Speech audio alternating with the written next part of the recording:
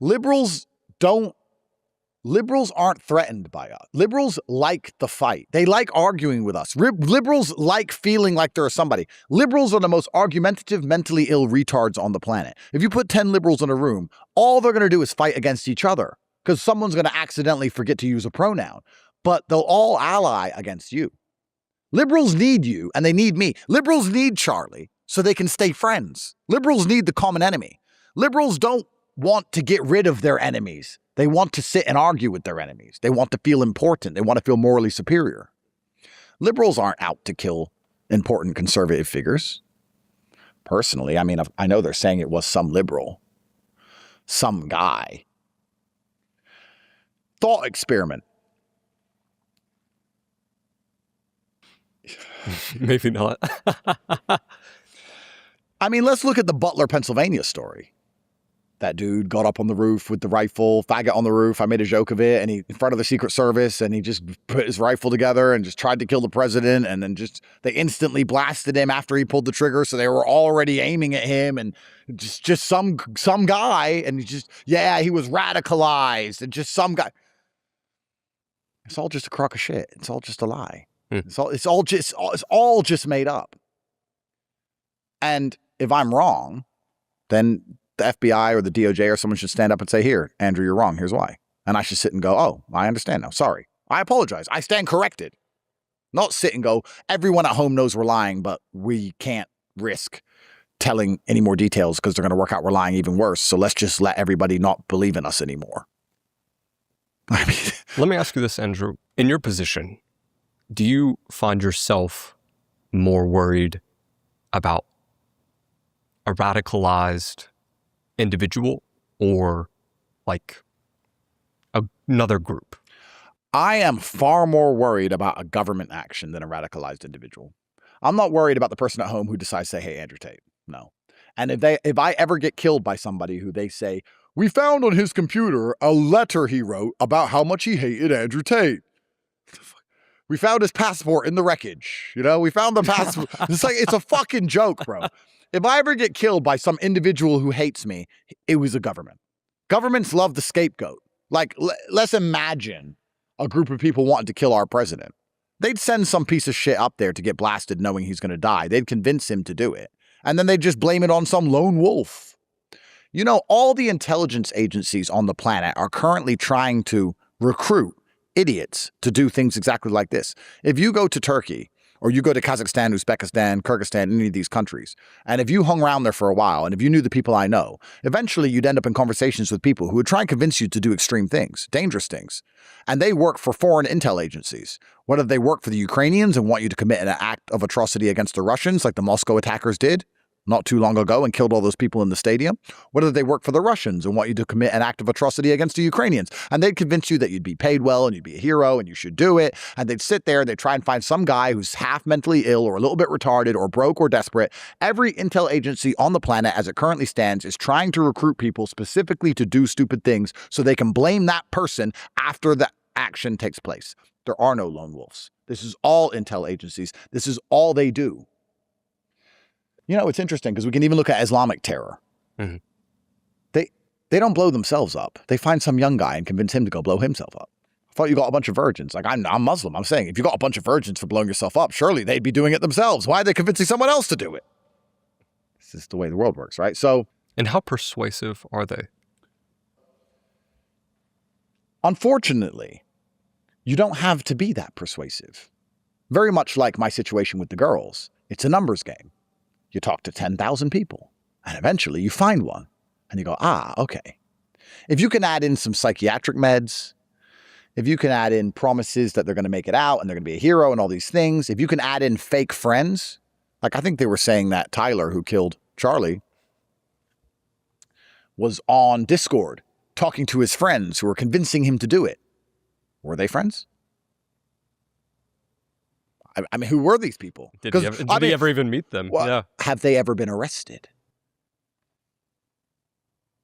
I don't know. So you add in a social circle, you add in some psychiatric meds, you add in a financial incentive, You usually get a love interest. You get some girl or someone. If you do this, you'll be my hero. You add some fucking little bit of basic ass pussy. You put it all together and you go to 10,000 retards. You get your guy. And the guy in Butler, Pennsylvania, for example, literally got blasted the second he pulled the trigger. Shot at Trump, bang. So they were already aiming at him. They just didn't want him to talk. You know the guy who killed JFK, Lee Harvey Oswald, killed? He was killed in jail. Did you know that? And the guy who killed him was killed in jail. So he was killed in jail, and the guy in jail who killed him was killed in jail. The chain, I mean... So I'm not worried about some lone actor, because if a lone actor kills me and it makes the news and they say the lone actor was watching many videos that said Andrew Tate is misogynist, a government did it. This whole lone actor crap, no, is all bullshit. I know there are groups of powerful people who are very concerned with the amount of influence I have over the world. And what I've tried to do is measure the risk-reward ratios. I've tried to sit down and think, okay, if I'm going to talk about certain subjects, how can I talk about them in a way where I can point people in the right direction so they can come to their own conclusions, but I don't cross the threshold where I need to die, but I can actually help the fight, even though they call me a fucking sellout? Or how I could talk about a subject and it pisses these people off, but it actually makes these other people happy with me, and that gives me some top cover there. So I can go to this country and live my life in peace, for example. It's complicated. Or I could shut up and I could spray cologne and take 200 million and just fuck Sydney Sweeney and just be a fucking A-list. I could just do that and stop getting called a sellout. If the people I've helped don't soon show some appreciation and gratitude, what I'm going to do for the plot, Jack, for the plot, is show them what a sellout. For the plot, I'm going to go do movies, take 500M and just fucking hang around with A-listers. When they go, Andrew Tate sold out, Andrew Tate, I'm going to retweet and go, yep. Tried to help you fucking idiots. Are you still poor? Are you still at home, broke? It seems so, because you weren't nice enough to me. I deserve gratitude for what I have done. I didn't have to do it. I was rich before I did it. I gave up my whole fucking life. And people need to start being nice to me. And if they don't, they're going to see what a sellout is. And I'm going to enjoy it. I'm going to laugh the whole way, because I'm not selling out in my heart. I'm just teaching them all a lesson, you know? It's funny about this interview is yesterday. I'm not going to say too much about my experiences doing all this, but I'm sure I've had some experiences that you've had along the way in what you've been doing. And I was like, should I just quit all this? And then someone's like, Tate's in LA. And I was like, might as well have a conversation with him about it. We're old friends. You know, I understand why the ruling elites treat us like they do. And it's truthfully because people are shit. Like, an individual person is okay. We know individuals who are good, but en masse, people fucking suck, bro. And as you climb the ladder and get more and more attention from people, you see more and more how sucky they are. And then you get to a point where it's like, well, I'll just look after myself then. You know who I think must think this the most, even more than me? Two people. Firstly, Trump. He's trying to save America. He's not a perfect person, but he's trying to save America. And everyone's just fucking calling him names, insulting him, wishing he was dead, laughing at him getting shot. Judges are preventing his orders going through. Like, he's trying to save the country you live in. And people are insulting him. Imagine how demotivating that is, to sit there and go, what the fuck am I even trying for these? I'm trying to save America and Americans, and most Americans are fucking retards. I could have just stayed rich and not bothered. And who else gets it and must really dislike people is Elon. He bought Twitter so that we could talk, and now everyone just insults him on his own platform. You're a fucking sellout to the fucking Jews. Fuck you, Elon. And even if I disagree with some things Elon said, and Elon and I aren't close. Like, Elon doesn't retweet me. He doesn't like my posts. Elon doesn't talk to me. But I have enough respect for Elon that he gave me Twitter that even if he said something I disagree with, no matter what it is, I'm not going to sit there. Even if I may at most respectfully disagree. Maybe I was raised in a different generation where you show respect to people who do nice things for you. Maybe I'm crazy. But I'm not going to sit there and go, you fuck you, Elon, you fucking fuck you. And I see people talking to Elon this way, and I'm like, he must hate everyone. He bought an entire company to let us talk. To win an election as well. And everyone's a dickhead. And you probably get it too. You make the podcast, and it's like, oh, that was shit. That was a sellout. Oh, your pods used to be good. Blah, blah, blah, blah. And you're just like, what the fuck? And then you wonder why the people at the top go, you know what we should do? We should just lock them all in their houses and make them wear masks so they can't talk anymore. How about we just take all their freedom away? Because they fucking suck. I should fly to Davos on my jet and just say, guys, you were right. Guys, I'm sorry. I tried to free the slaves. My stupid ass got rich and walked into the slave compound and looked at all the slaves locked in their cell and said to the slave owners, dude, guys, you can't. This is inhumane. Don't do this. Let me go tell the slaves how to escape. Guys, if I tell you how to get out the cage, they're going to kill me. So what I'm going to do is I'm going to tell you where the key is. You're a sellout. I'm not a sellout. I'm not inside the cage with you. I'm the only one over here trying to help you get out. I'm telling you where the key is. You're a fucking sellout, fucking Jew. Guys, you were right. You're right. Just keep them in the fucking cage then. Just keep them there. They're fucking retards. I totally get it. I should go have some wine and a nice scrumptious dinner with the other world leaders. I should go to Davos and say, hi, Klaus. Yeah, okay. I'm sorry. Don't escape the Matrix. Let them stay in it. I'm out. Leave them there. People fucking blow, bro. And the remarkable thing about it is, it's almost self-fulfilling. This is what's so beautiful about it. The people who suck are trapped because they suck. Because the people who have enough respect for someone like Elon, like me, the people who have my normal mentality of, he helped me, show him respect. I promised him something, stick to my word. Let me analyze the situation, make the smart move. Like being the right, good person. All of those qualities are how you get out. People like Sneaky can never get out. He'll always self-sabotage. He'll always fuck up. He'll always talk shit about someone that he needed later on. He'll always chase clicks instead of think ahead. He's just too stupid. So he'll always be stuck where he is, which is streaming to basically nobody, barely paying the rent in a small apartment in New York. What do you think he doesn't realize? Is it alliances? I think that most people are exactly where they belong. I think that there is a strange cosmic justice in the universe. And all of the people who suck are trapped because they suck. And the people who escaped because they don't suck. Do you understand? It's almost like you have, this is an easy concept to understand when it comes to your physical body. You have the physical body you want. Because if you wanted to be bigger, you'd train harder. I've never seen anybody train in the gym every single day as hard as possible, eat right, and not get bigger. We're humans. It's like gravity. It has to happen. So why aren't you bigger? Because you don't train the gym. You don't eat right. Why? Because you don't want it enough. That's it. You have the body that you want. You may sit and go, I'd like another body. Like and want are different things. If you really wanted it, you'd go get it. And you have the life you want. And you have the friends you want. You have the alliances you want.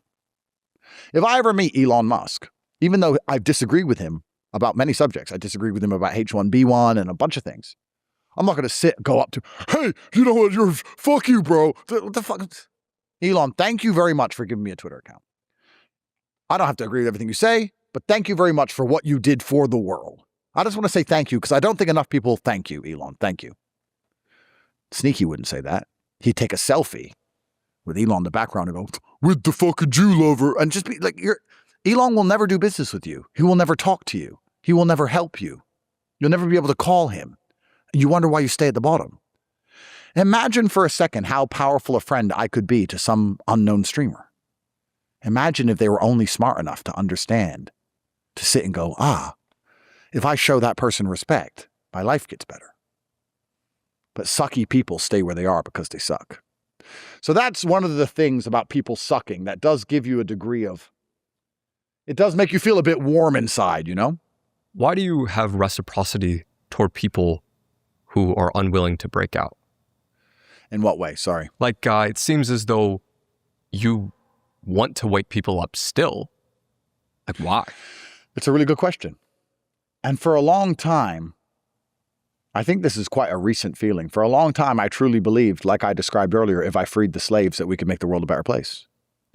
But I'm not going to lie to you. As of late, something is inside of me telling me that I misunderstood the message in the Matrix movie. I watched the Matrix movie, and I've watched that movie 1,000 times. I understand that movie on a level nobody else understands it.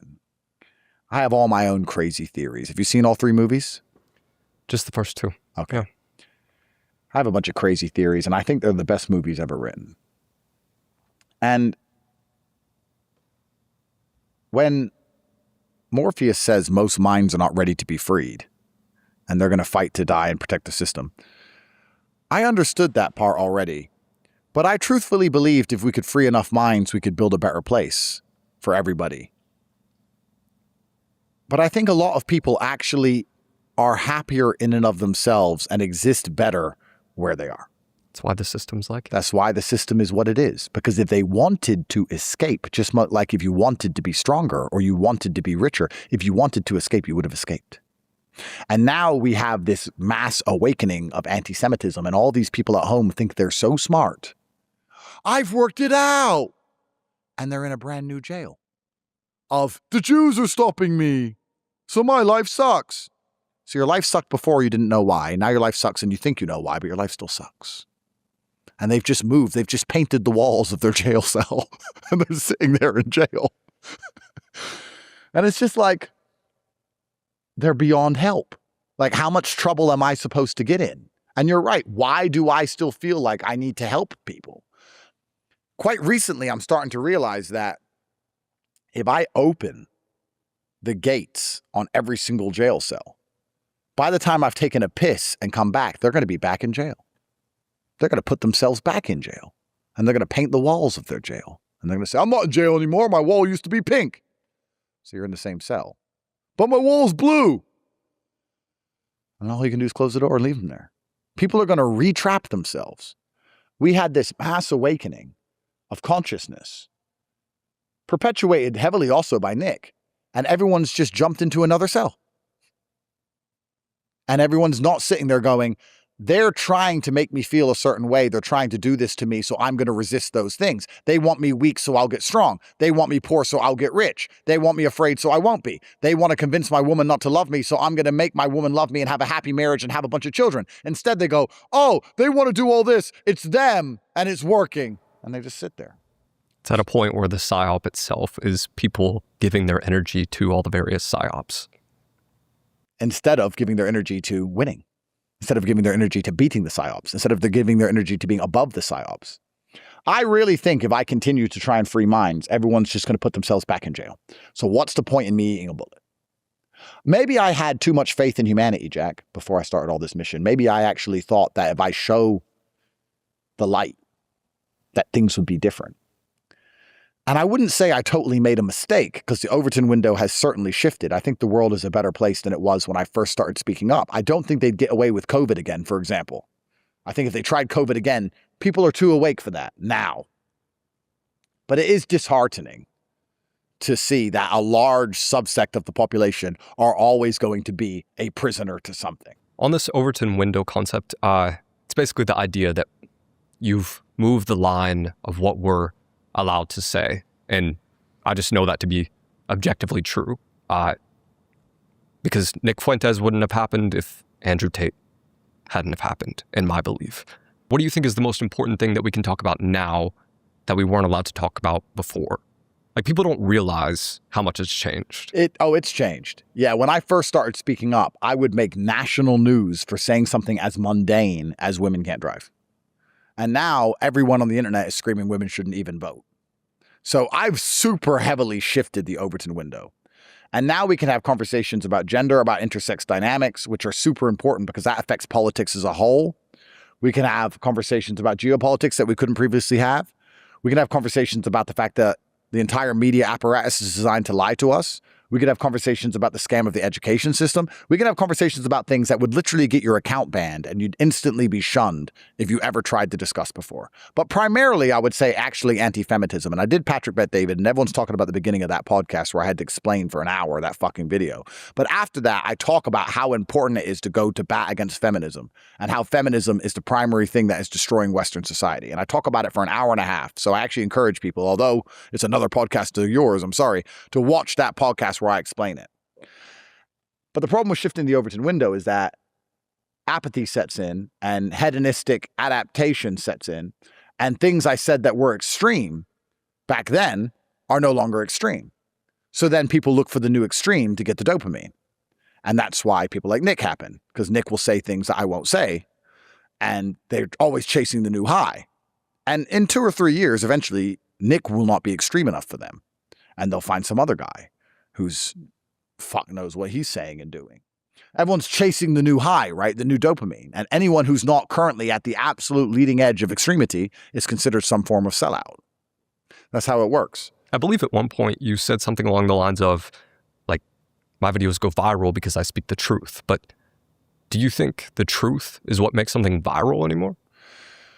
My videos went viral because they were speaking to the hearts of millions of young men who were being suppressed and oppressed, and they were feeling and thinking things that they weren't allowed to say, and they thought that there was something wrong with them. And then they would watch my video and realize that there's nothing wrong with them and that everyone actually thinks like them and they're actually doing the right thing. So people were being heard for the first time via my videos because I was talking the truth, and that's what was allowing them to become the most watched videos on the planet. But nowadays, now that a lot of the truth has been told in many ways, men are no longer afraid of being men. The idea of toxically masculine has basically fallen out of favor because of me. Toxically masculine, I haven't heard in a serious context in years. That was everywhere.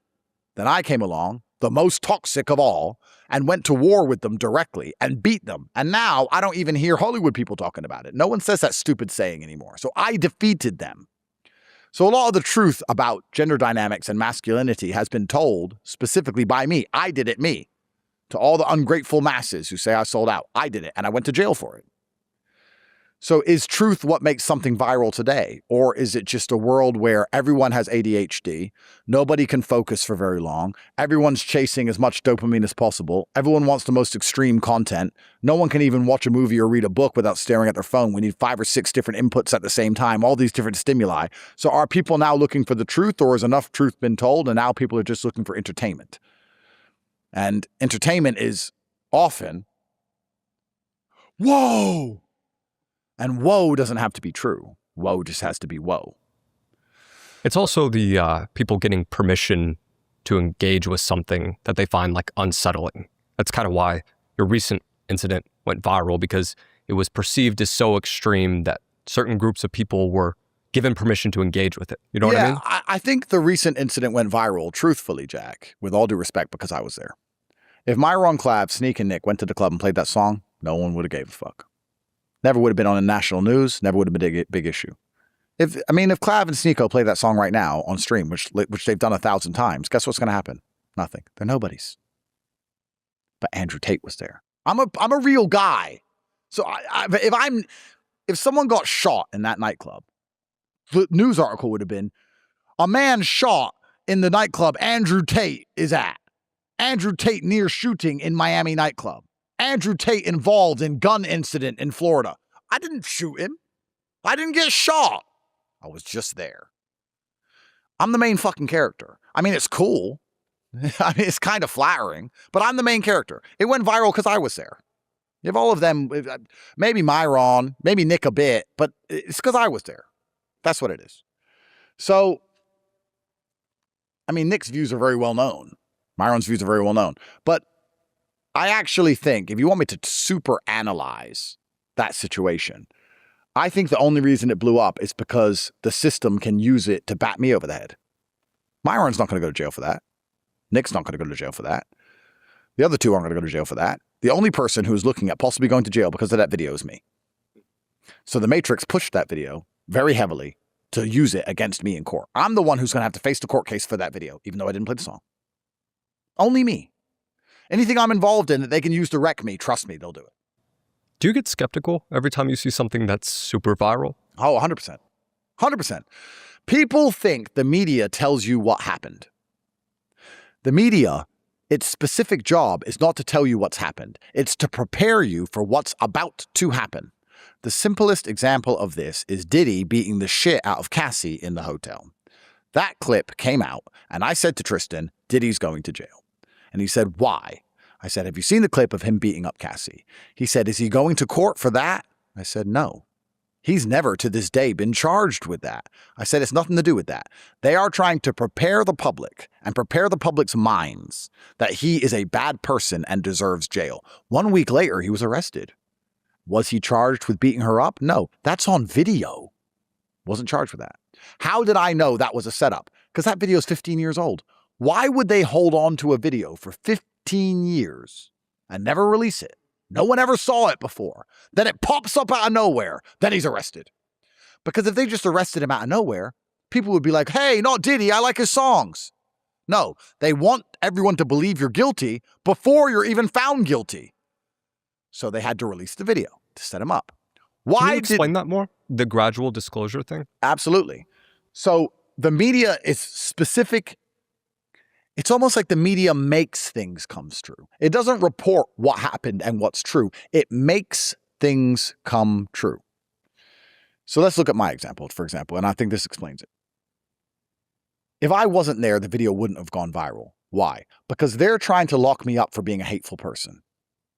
So they have to take anything they can get and push to the public constantly and endlessly, not because I am hateful, but to convince them I'm hateful so they can lock me up for being hateful. That's what the media does. It shapes narratives. It doesn't report what's going to happen. It shapes the narrative. COVID is the perfect example of this. They tell you about all the people who are dying in China and falling over in the street. I never saw that, did you? The Italian hospitals being full. Never saw a full hospital, did you? They shape the narrative, and then COVID becomes real from nothing. That's the media's job, to predict the future. If you watch the media with the right lens, with the right mindset, if you're perspicacious, my favorite word, when you watch the media, you can see the future. That's how I make so much money. I sit and watch the media and I go, I know what's coming. I know what's going to happen here. I know what's going to happen there.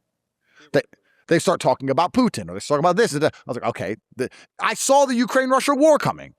You can see these things if you read the media or watch the media because they're preparing your minds to accept the bullshit they're about to pull off. That's all they've ever done. So the reason that video went viral, just so everyone at home understands, is because I am the only one of the group who is going to be facing charges related to that video or related to something else. And they're going to use that video as evidence to conclude, oh, yes, he said this about women. And look, he also said that, well, he didn't play the song, but look at the kind of company he keeps. I'm the one who has to go to court for all of this. Only me, none of them. Me. And they're preparing the public for everyone at home to sit and go, well, yeah, he probably didn't rape that girl, but have you seen, he says that stuff about Jews and he's really extreme. He has a big mouth, so, he got himself in trouble. Fuck him. It's all a psyop. Theoretically, do you think this applies to multiple forms of media? I think it applies to basically everything, especially the internet. The things that are supported or boosted or retweeted. Most of the accounts on the internet now, I have a theory, 90% of them are fake. I can't tell you what I know, Jack, but let me ask you a question. I'm going to ask questions. I'm a dummy who's just asking questions.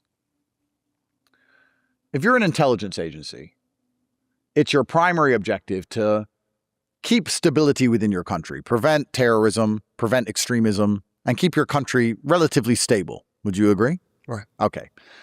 So to do that, you try and push ideas in the education system and with the media, and culturally, you have your ideas that you want people to believe in. So you push them via your mechanisms, which are the schools, which are the newspapers, which are the TV, and you push these ideas out as much as possible so people adhere to them so that your country remains stable. Would you agree? So if somebody has ideas which are counter to these ideas, yes, they're a national security threat, but then also they could be a national security asset if they change some of their opinions, for example. Would you agree? Yes. So if you're an intelligence agency for a Western country and you identify somebody who's in this position, would it be appropriate to assign a handler or attempt to honeypot him or approach him with an offer? Or have people come and speak to him or explain to him why he's in the position he's in. Considering this is just one guy with all this influence, which is causing all these problems, don't you think a security apparatus would apply some form of human intelligence to this individual? Right. And then this individual would understand things about how the world works. which he was told from people who run the world. And he would know exactly what he can and can't say as to what's going to get him killed or not. They'd literally say to him, in this hypothetical. Did you see my video about this? No. Tristan replied to it, and we had someone who trains intelligence on the podcast, and he walked through this scenario. He said, Jack, they would sit you down at a bar, and they would say, would you consider yourself a patriot? And then they would show you every piece of search history, everything you've ever watched. I mean, you don't want anyone to get hurt if they misunderstand your ideas, right? Right. I mean, you're not a bad person, but you're saying things and some people don't quite understand them and they might take it to extreme, you know? In this hypothetical scenario, he was hypothetically approached by 4 or 5 different agencies. Let's say the Israelis tried. Let's say the British tried. Let's say the Americans have tried. And they've told him exactly what he can say and he can't say. And they explained that probably around 90% of the interaction you are currently seeing on the internet is fake. It's all bots. 90% of what you're reading on Twitter and the comments you're reading on streams and the Facebook accounts, all of it is bullshit. And it is narrative that is deliberately being shaped. This was first done during COVID. Do you remember when COVID first came and people would tweet out their symptoms? There were these stupid accounts who would say, oh my God, I have COVID and my throat is so bad. And then they wrote these little paragraphs and it got like 55,000 retweets. Do you remember this? Not many people remember this. Find them. And they were everywhere, convincing everyone to be afraid of this disease. That was all fake. That was the beginning of it. If they want, for example, me to definitely end up in jail, or for people to accept that I get shot in the head, or to get myself in trouble, or for me to lose cover from a nation that's decided to protect me because they believe I'm innocent. If they wanted me to get in trouble, what they would do in this hypothetical scenario is take a nightclub event and then bought the replies that I sold out to try and convince me to psyop me into standing up and doing something stupid. Do you understand what I'm saying? And then people who read the comments, because they're sheep, they'll see everyone else calling me a sellout. So they'll be like, and they join in. Right. And before you know it, I've set myself on fire and I'm dead. Our last podcast, you said, that's a good question 17 times, I think. And I posted a clip of it. And you know what all my comments are on my podcast now? Jack, you ask really good questions. Jack, you ask great questions. And I'm like, damn, that actually works. Yeah, of course. Of course. Absolutely. So not only can they shape a narrative, but they can use the narrative shaping to force action. If you're, for example, Candace, who I love, I am a fan of Candace. I will ride for and protect Candace to the end. But if she presents 5 theories on why something happened, and one of them is getting a bunch of traction positive, that doesn't mean it's true. In fact, it might mean the opposite. Charlie Kirk was a time traveler. My point is, we're now at a stage with the internet where it is so heavily manipulated by government agencies. Nothing you read is real. All the people you think you're interacting with aren't real. And the ones that are real are psyoped by the other accounts that aren't real. So everyone's a fucking bot. Everyone's an agent. And they're convincing people to do very silly things. You could be a nobody retard streamer and sell out everybody who's ever tried to help you, even people who are more important than you, believing you're getting likes and clicks and believing you're doing the right thing and believing, people like me now. And you're just destroying yourself. And the system is keeping you there where you belong as a fucking nobody. So I know things that I've been told from credible sources. And basically everything that you're currently experiencing online is a fucking scam. When you're on the internet, you need to consider yourself alone. You need to approach the internet like, I'm alone here. And I'm actually, for the first time, directly interacting with the simulation, like the Matrix movie. I'm going to talk to the head of the machines, and all the sentients are around me. All the machines are around me, the agents are around me, the hologram programs, the sentients, the machine mind is here. I'm here to talk to the machine and understand what the machine is trying to convince me of, what it wants me to do. But there's no people here. This is empty. This is a desert. I'm here by myself. Because the feed, the algorithm that I am being fed, may not have any real people on it at all. And the other real person who's logged in has a brand new algorithm, different than me, a different For You page, and he has a whole new different set of bots convincing him of different things. The liberals have their circles, the conservatives have their circles, we're at war, everyone has their own circles, reading their own bots, feeding them their own things. No one's talking to each other, we're all isolated. Everyone's by themselves. If you accidentally cross over into someone else's sphere, you just read all the crap that's being sent at them and you join in. None of it's real anymore. How have the governments, as completely corrupt as they are, remained in power? Considering we now have unlimited access to information and can communicate instantly globally around the world with anyone. So how the fuck did the people who are corrupted to the core stay in power? Surely the internet was a panic moment for them. Surely they thought we have to shut this the fuck down. But now it's bigger than ever. Are the people who are in charge of the entire planet stupid? I mean, people seem to sit, they go, our politicians are idiots. Look at the state of the country. You think it's fucked because they're dumb? Or do you think it's fucked because they want it fucked? Like, are you so ignorant that you think they're ignorant? They run the fucking world. And if you're a smart person who's not in their club and starts to do really amazing things, you end up joining their club. So let's also argue, not only, I'll ask you a question. Are the people in charge of the world idiots? If the answer to that is no, my next question is, are the people who are in charge of the world pretty good at convincing all of the world's best talent to join them? I mean, considering they can shoot you in the fucking face. The answer is yes. So the best people on the planet do what? They rule the world. So are we going to sit and pretend that they've just let us all get this big group, this big club, where we can all sit there and just talk to each other and fucking, oh, hey, I think, and just work it all out? The Arab Spring, which was a revolutionary moment in world history, was all caused by the internet. When Tunisia and Egypt and all these countries started overthrowing their leaders in 2015, I think it was, or 2005. I can't remember if it was 10 years ago or 20 years ago. I think it was 10 years ago, 2015. That was all an internet-led protest. The internet itself was the weapon used by the US government to overthrow all these other governments. The America got a fucking hard-on and thought, we don't need to even bomb countries anymore. We can just set up fake accounts and we can cause riots anywhere and we can control everything. And then Donald Trump won the presidency in 2016 and they were like, oh shit, the internet was now used to choose an American president that we didn't want. We use the internet to choose a president that we did want somewhere else, but it turns out that can also be used against us. This was in 2016. Because Donald Trump was the first internet president because the news hated him, the media hated him, everyone hated him.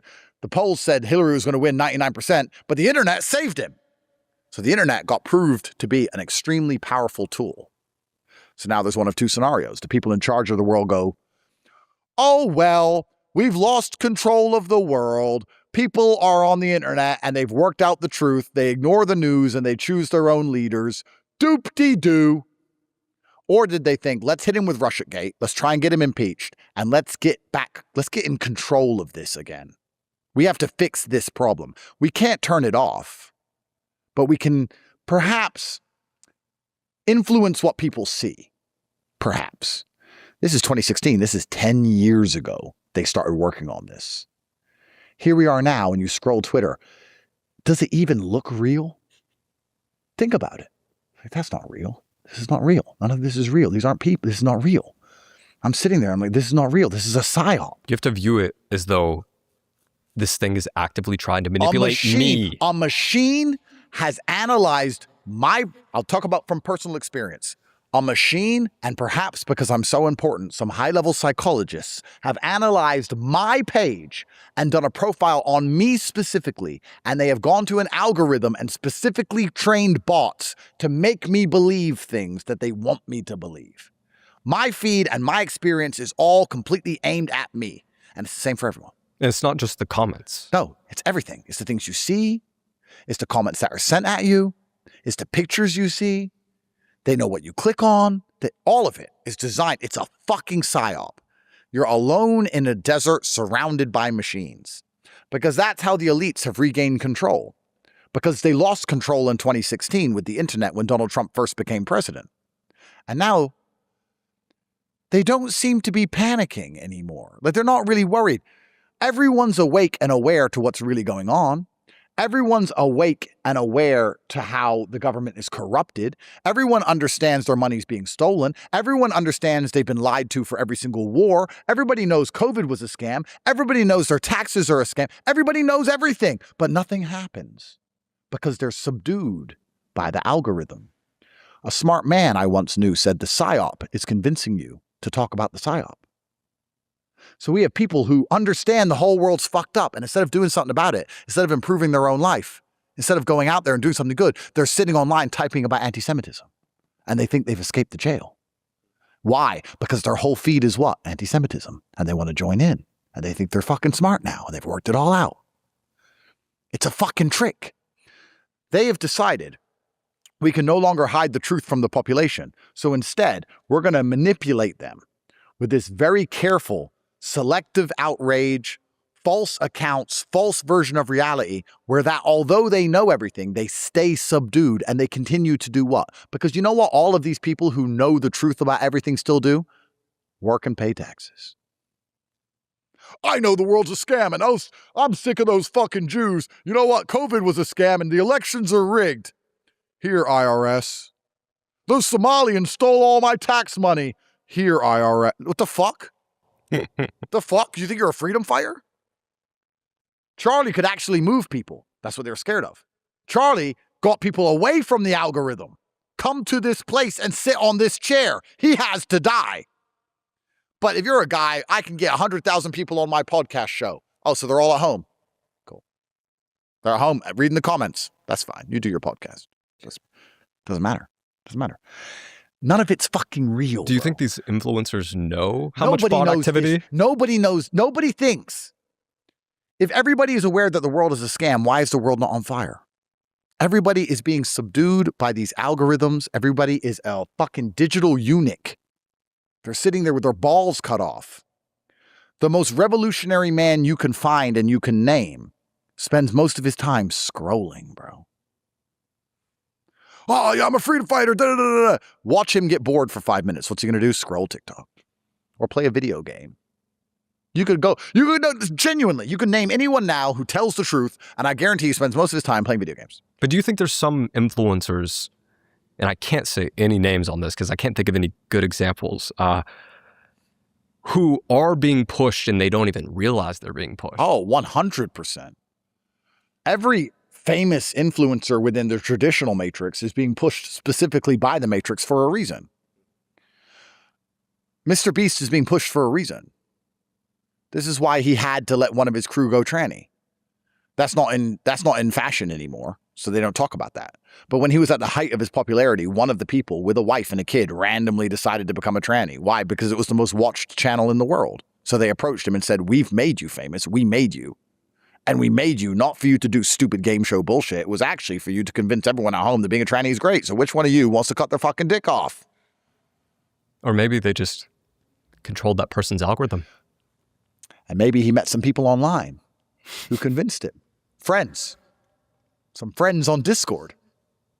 Never saw them, but they're real friends. I'm going to tell you something I've never told anyone on any podcast. When I got out of jail, I was getting extremely well-written, actually convincing messages to kill myself. On DM, handwritten letters sent to my address, email. And I'd read them and I'd say, one of the world's best psychologists must have constructed this letter. Why? They're trying to convince me to kill myself. They want me gone. And I'd be reading these letters and I'd sit and say, no man would have written this way, and no woman who's never met me could even think this way. This is a psyop. A psychologist and his team sat there and thought, we've watched all his videos. How do we convince this man to finally just give up? He's locked in his house. He can't get out. He's looking at all these charges. He's facing 10 years in the worst jail in Europe. He'll probably get stabbed to death in there anyway. Surely we can convince him to kill himself. And nobody knows this, Jack. But when Tristan and I would do emergency meetings, we would choose words from these letters and say them. We'd sit there with a cigar with our shirts off and we'd say a particular word and like flex and be like, fuck you. We're not going to do it. And I think the reason they hate me so much, the British state especially, because it's all coming out of England, it's MI6, just like they tried to convince MLK to kill himself. Don't know if you've seen those letters. Have you never seen them? Oh, Martin Luther King got many letters from the FBI saying he should just kill himself. Look it up. The reason they hate me so much is all these psychologists sit around GCHQ going, this fucking guy, we can't break this fucking guy. We've tried every psychologist trick. We insult him in the news. We slander him. When we insult other people in the news, they start crying. They start saying they can't take the pressure. They can't take the media heat. They've arrested my mother. They've arrested the mothers of my kids. They've arrested my girlfriends. They put all them in jail for a day in England. They all trying to threaten on them to fucking roll on me. And we've hit him with all these letters and it doesn't work. Then what they did is they started sending letters to my girlfriends or the mothers of my kids, convincing them to leave me or convincing the mothers of my kids to not let me see my kids. Psychologists would sit and write letters from concerned, random people trying to convince the mother of my kids to keep my kids away from me. And when they showed me the letter and I read it, I'm smart enough to know. It's kind of like there's a weird thing between fighters. If I walk in a room, I can tell if another man can fight. I can just tell. And as a convincing man, I can tell when somebody else is world level convincing. I read it going, this is the best. This is the best money can buy. This isn't some random concerned fan. This is the best money can buy. And how the fuck do they know the address of my baby mama anyway?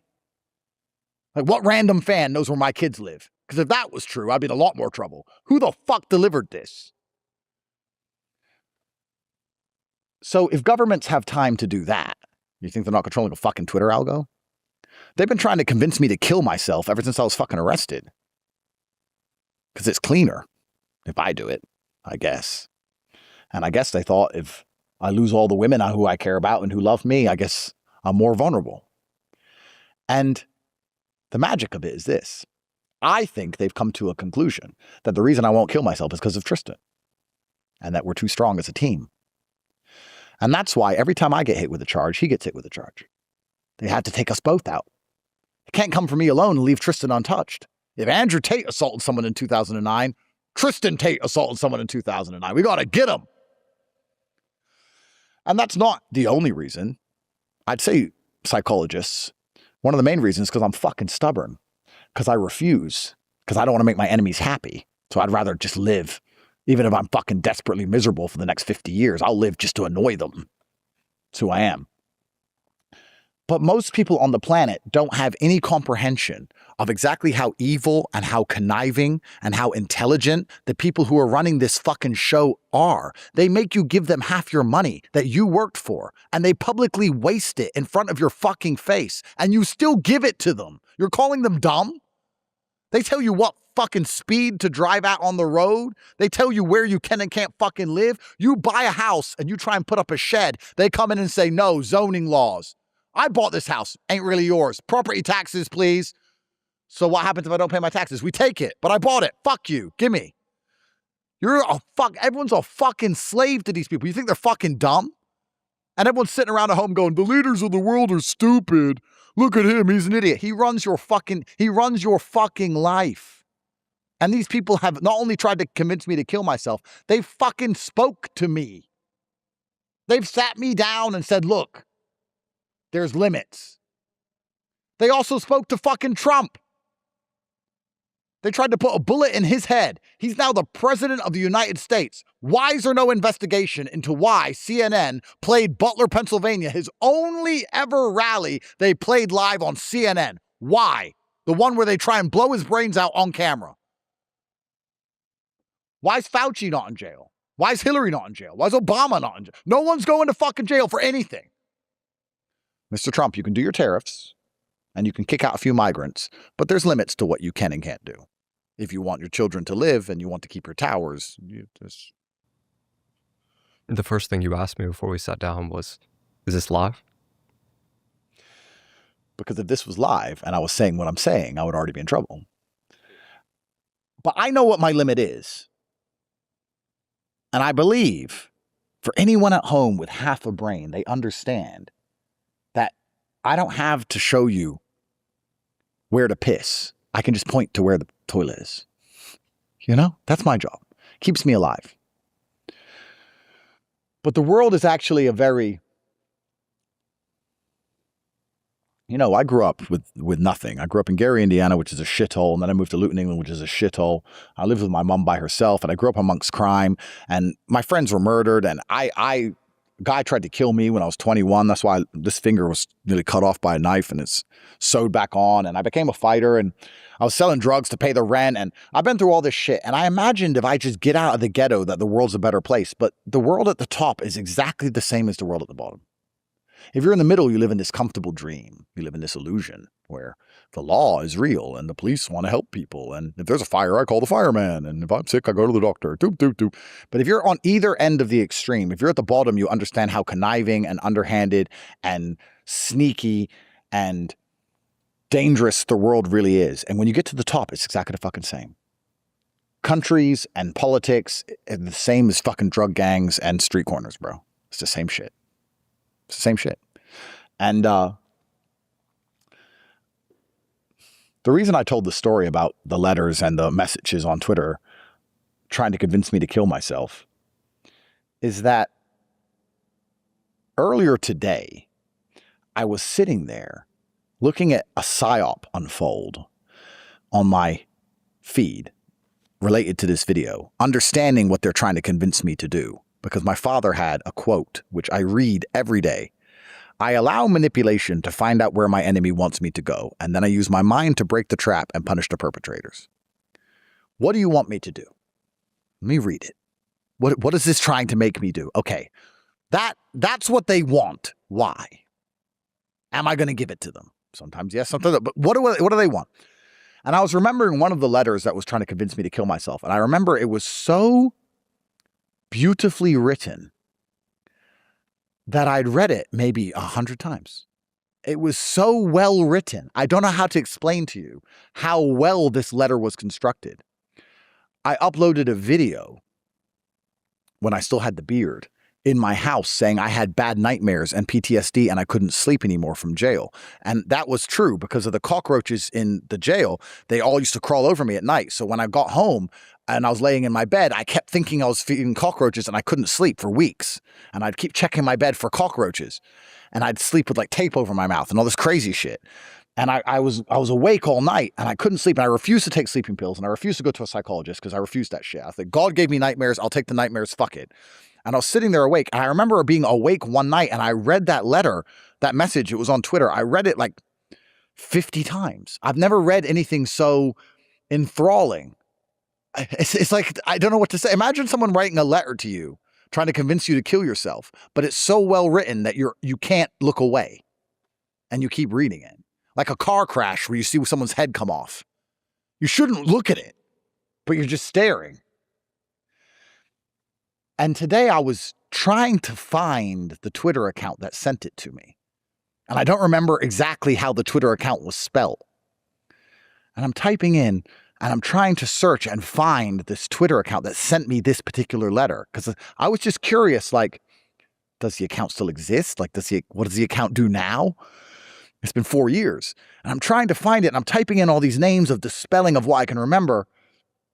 And every account I click on, although it's not the account that sent me the letter, every single account I click on, it's a fucking bot. It's like, oh, that's just a bot. That's just a bot. And after about 20 minutes of clicking on about 40 different bots, all with very similar spelling to my name, I thought, are all these bots convincing someone else of something? None of these bots are messaging me, but they all exist and they all have a similar name. Who are they messaging? What are they trying to convince them to do? Maybe they don't want them to kill themselves. Maybe they want them to go kill someone else. Maybe they're friends. What is this? Nothing. Jack, I barely believe we're real at this point. People who are not in my position and don't know what I know aren't even smart enough to sit there and go, I shouldn't really have an opinion on what Tate's doing or what he's saying or why he's doing it because I don't have a fucking clue what's going on. I saw the nightclub video. Here's what you should have done. You don't even have a fucking clue. You think that video went viral on accident and that the comments are real and that people don't even understand the fucking game we're playing. And this is how, and if anything ever happens to me, I hope people watch this video. This is how I finally now truly understand that the best people on the planet are running the planet, because if we were to argue that I'm one of the best people on the planet, well, I certainly didn't become this famous by accident. I'm certainly good at something. The only refuge for me is over there. And we all want peace. No matter how big of a tough guy you are, you want to sleep in your bed at night. You want to hold your kids without concern. You want to walk around without the constant anxiety and fear. I mean, no matter how much you fight them, you end up with PTSD, you end up with anxiety disorder, you end up with stress. And when they say there's a nice place, all you have to do is leave all the people who are calling you names. They don't even like you. All the people who hate you, all the people who betray you, all the people you tried to help, look, they're bad people. That's why we do it to them, but you're not like them. They're bad people. That's why they get what they deserve. You can have all the money. You can have all the fame. You can have anything you want. All your problems will go away. You can have everything. Why are you sticking up for these peasants? Why are you sticking up for these horrible people? They don't even like you. They're mean to you. Andrew, you know better than this. We don't want anyone to get hurt, Andrew. We just want the country to be stable. Why don't you come lay over here? Come over here with us. And you understand why everyone eventually just goes over there with them. Andrew, how did you go from talking to Bonnie Blue to this podcast right now? But I will ask you this. What? No. I'm going to answer that. Did you see what I tried to do when I spoke to Bonnie Blue? Because I didn't argue or disagree with Bonnie Blue on anything. I agreed with her on everything. But I think that people at home understood what I was trying to do and the points I was trying to make. If we understand that certain people, certain ideas, certain algorithms are pushing certain things, why is Bonnie Blue famous? If I had the capability to destroy Bonnie Blue and destroy her brand and destroy her influence, why did she sit down with me? If I'm in Romania, a country where I have all these legal problems, why did I take time out of my day to sit down with her? And also, why did I agree with everything she said? Now, maybe, let's imagine, I was so fucking clever that I could complete the mission of agreeing and amplifying some garbage while also destroying the mission and letting everyone at home understand what I was doing. But why did I even agree to that? If I said no, perhaps things would have got measurably worse. I'm not saying they would have killed me. I'm not saying they would have killed me for that one defiance. What I'm saying is that there is a risk reward to every decision. And perhaps I sat there and thought, this is the mission they want me to complete. But maybe I can actually win twice because I'm that good. So this one is not worth the risk because I can pull this off. I can get away with this.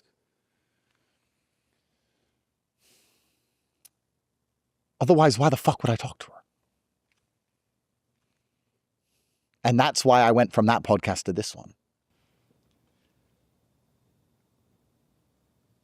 Do you think the lie is different at every level?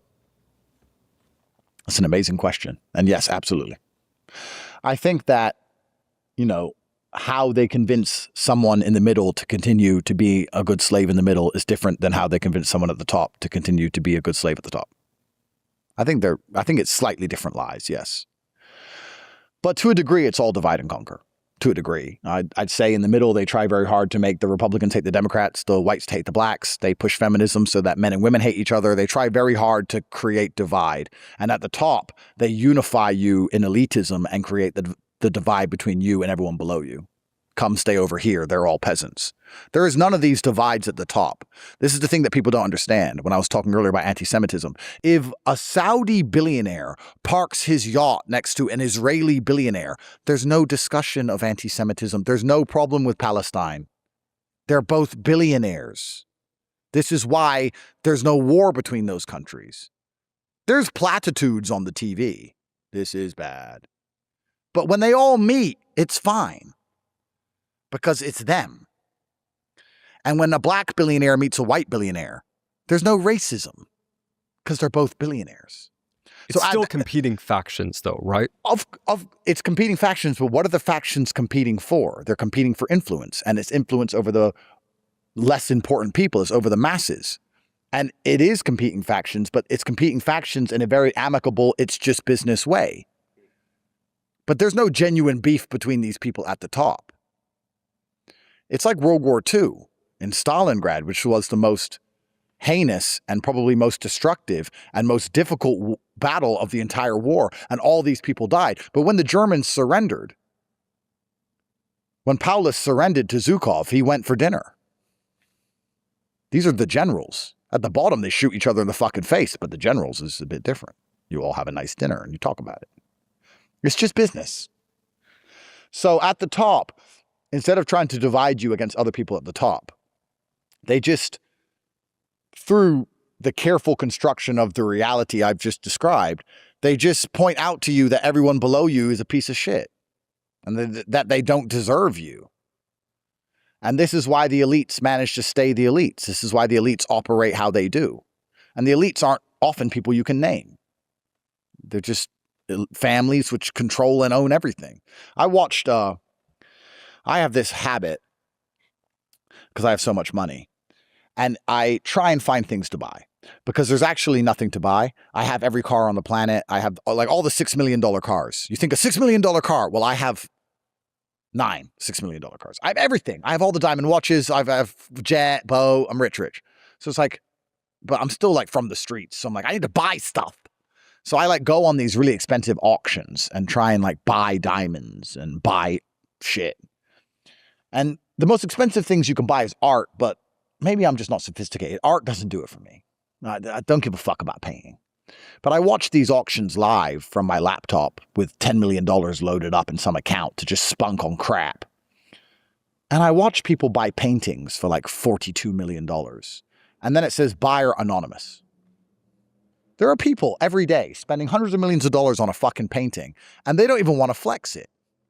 Unlike me, who puts on the diamonds like a dumbass, they don't even want to show it off. They're like, you know what? Don't even tell anyone. Just put it in the hall. Who's going to see it? I don't know. I got like 3 friends. They'll see it. These people rule the fucking world. They rule the fucking world. They're the ones who hire the guy who writes the fucking letter that I can't stop reading. They're the ones who decide who sees what on which algo. They're the ones who decide who lives, who dies. For anyone who doubts what I'm saying, let me ask a very simple question. Do you think Epstein killed himself? Well, Epstein didn't kill himself, did he? Or did he? I'm a dummy. I'm an idiot. I'm just a kickboxer. I don't know. Maybe he was a financier.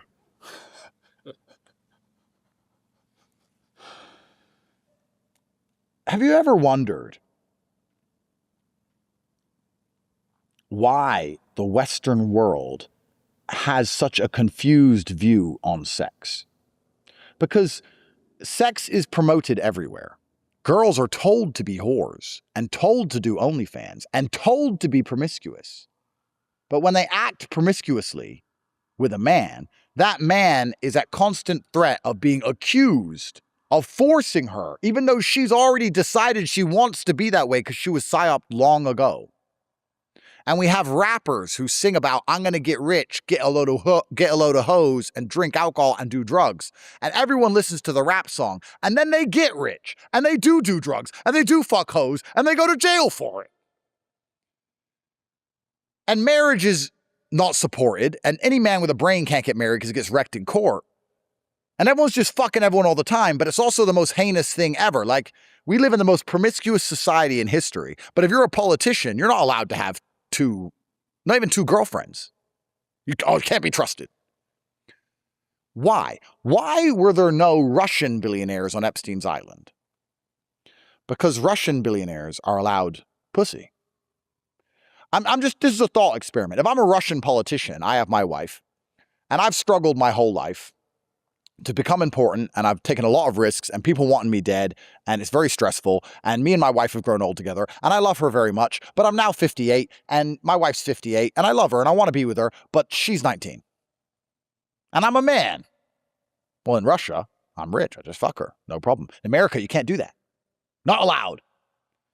So why have they tried to put this weird suppression? Do you understand what I'm saying to you? Why have they put this weird suppression on sex, especially at the elite level? And then, for example, let's imagine a man came along with the solution. Hey guys, I've got an island. No one will know. Your wife's ugly and old. You don't want to get all rich and important and powerful and not fuck.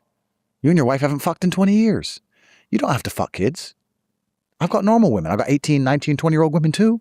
It's an island no one's going to know. I've got all the powerful people, all the friends. We can talk over there. Just think about it. Why would they suppress sexuality so heavily unless their intention was compromise? Their intention was specifically because every man wants to fuck. Every man has a sex. Imagine taking something. It's like taking food. It's like starving all the important men so you could wave around a bread roll. Hey guys, got a cake. Why do we starve everyone important specifically and then start waving cake around? Because other countries don't do that. But in the West, they've got the population so psyoped. If I were to say to you right now that the president should be allowed to have any beautiful woman he wants, he's the fucking president.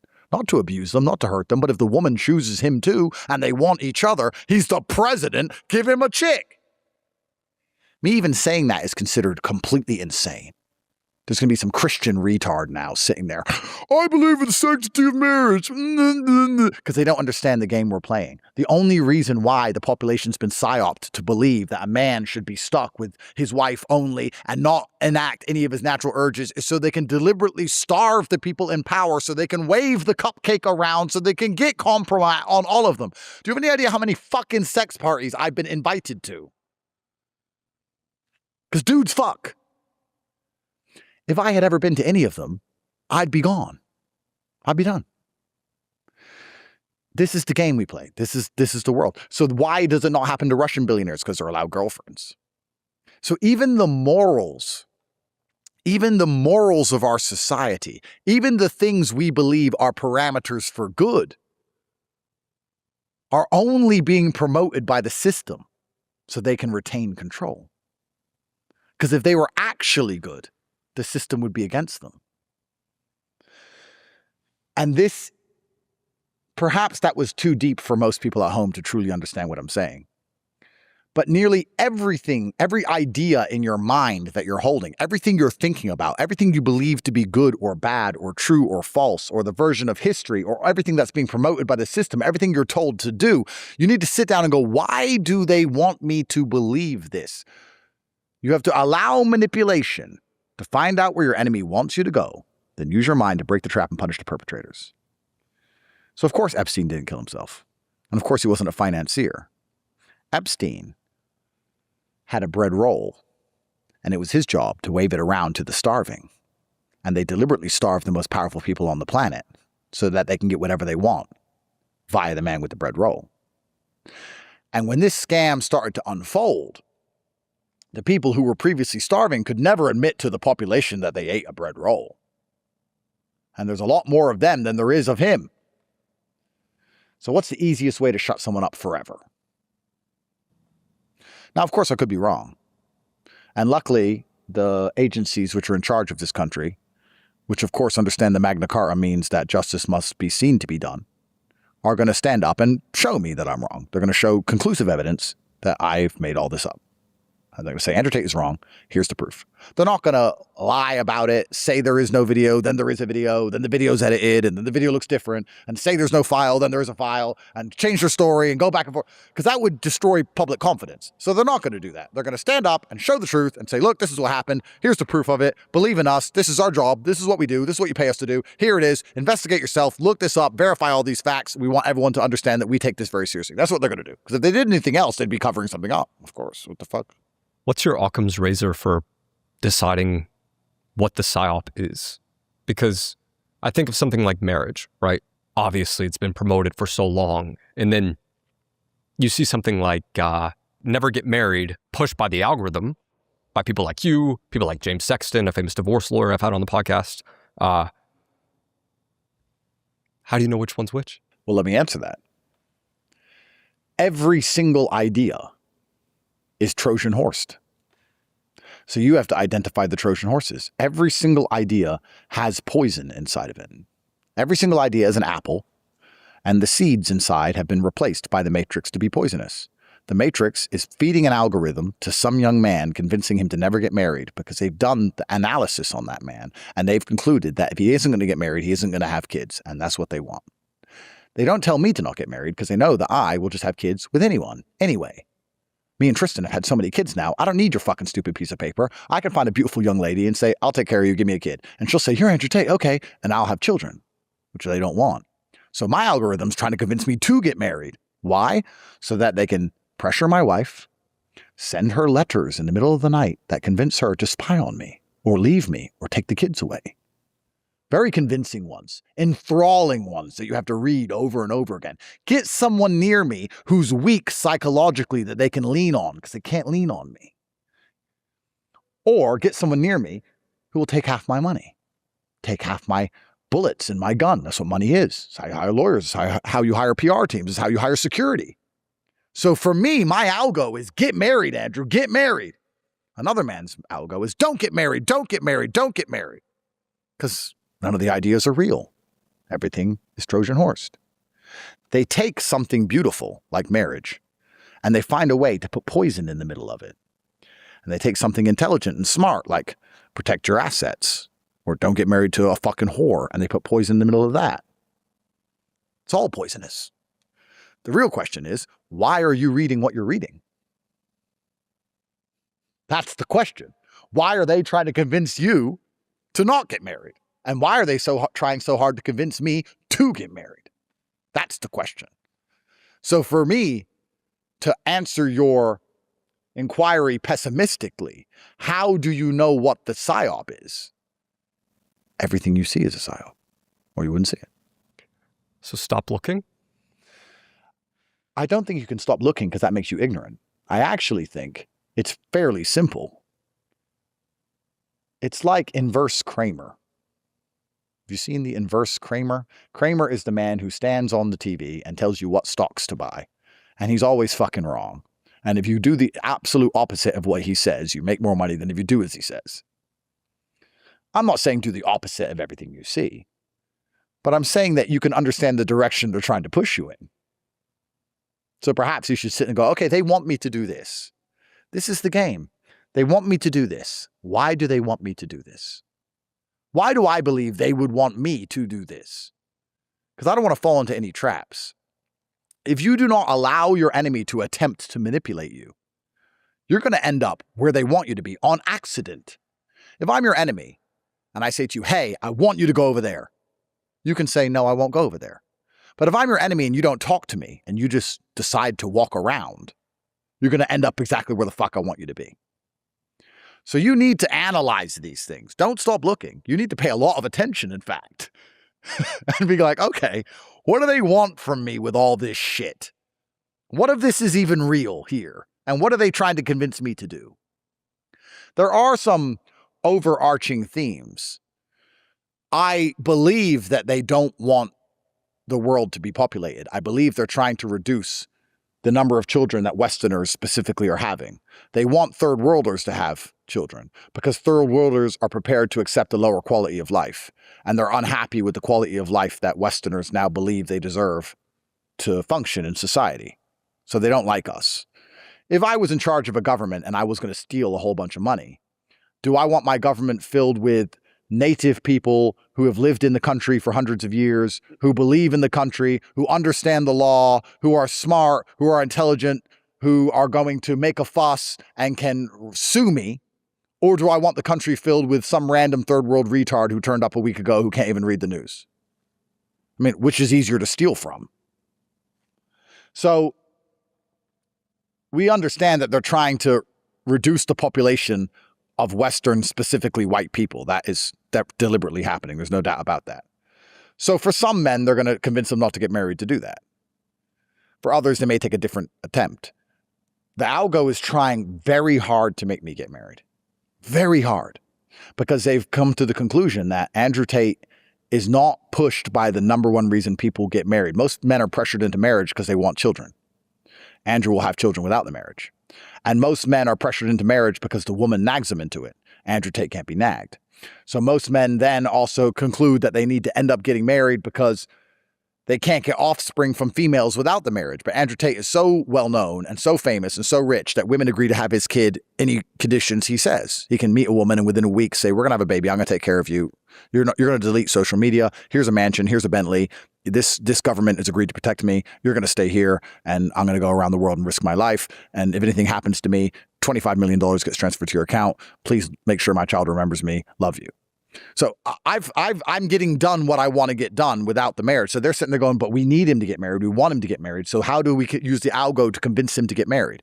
Well, there's Christian accounts telling me I'm a bad dad if I don't get married. And there's men saying that I'm a misogynist because I won't marry a woman. And then there's women saying that my women will love me more if I finally do it. And then there's letters in my inbox saying that they found out who one of my women is and she's so beautiful and she loves me so much. And, you know, maybe I should consider settling down, and all these problems in my life come from women. And if only I got married, then I could settle down. I wouldn't have these problems anymore, and all these fake accusations from these girls. And they're trying to convince me. Why do they want me to get married? So they can lean on my wife, so they can send her enthralling letters. She might even stab me in my fucking sleep. Who knows? Why do they want to get this person next to me so badly? Have you heard the insane conspiracy theory that Erica worked for the CIA? Erica Kirk? I mean, supposedly she was in a CIA video 10 years ago. Really? How did those two meet? Where? I mean, if there was a guy who had massive influence and you had to put someone next to him all day, every day, who could report on what he does and talk about what he's saying in private and try and influence him in certain directions. Interesting. I don't know. Weird. But on top of it all, I can't say that part.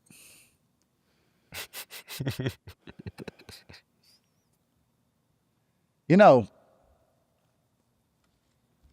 I feel like, you know, when you watch a movie and like the bad guy just laughs before he dies, he just starts like maniacally laughing and like before he gets shot. Even love is corrupted, bro. It's all a fucking show. If you're in the middle and you're ignorant enough to not understand any of this, maybe you can have some semblance. Maybe you'll have no control. You'll have no authority. You'll be ignorant. You can sit on the internet and type your little opinion, and you can love your wife. And you can think that, you know, you've got it all worked out. Maybe ignorance is bliss, but you get to a point at the top where you just laugh. You're either going to laugh or you're going to cry. That's it. You're going to laugh or you're going to cry. And you get to the point now where if I see someone on the internet who's even semi-telling the truth or semi-doing good work, and then I see that they broke up with their girlfriend, it could just be an innocent breakup. Or she could have got a letter. Or if I see a guy who's doing well in the world and he gets accused of rape, he could have raped her. Or she could have got a letter or got dragged into a room. And then you start to sit and go, well, how do I prevent myself from being paranoid? Because surely some people just break up normally. Who's broke up normally? Which one's a psyop? Which girl was convinced to do this? Which girl's only with the guy because she's spying on him? Which one's real? Which love exists? Which love is fake? And well, do I just go crazy? How do I work these things out?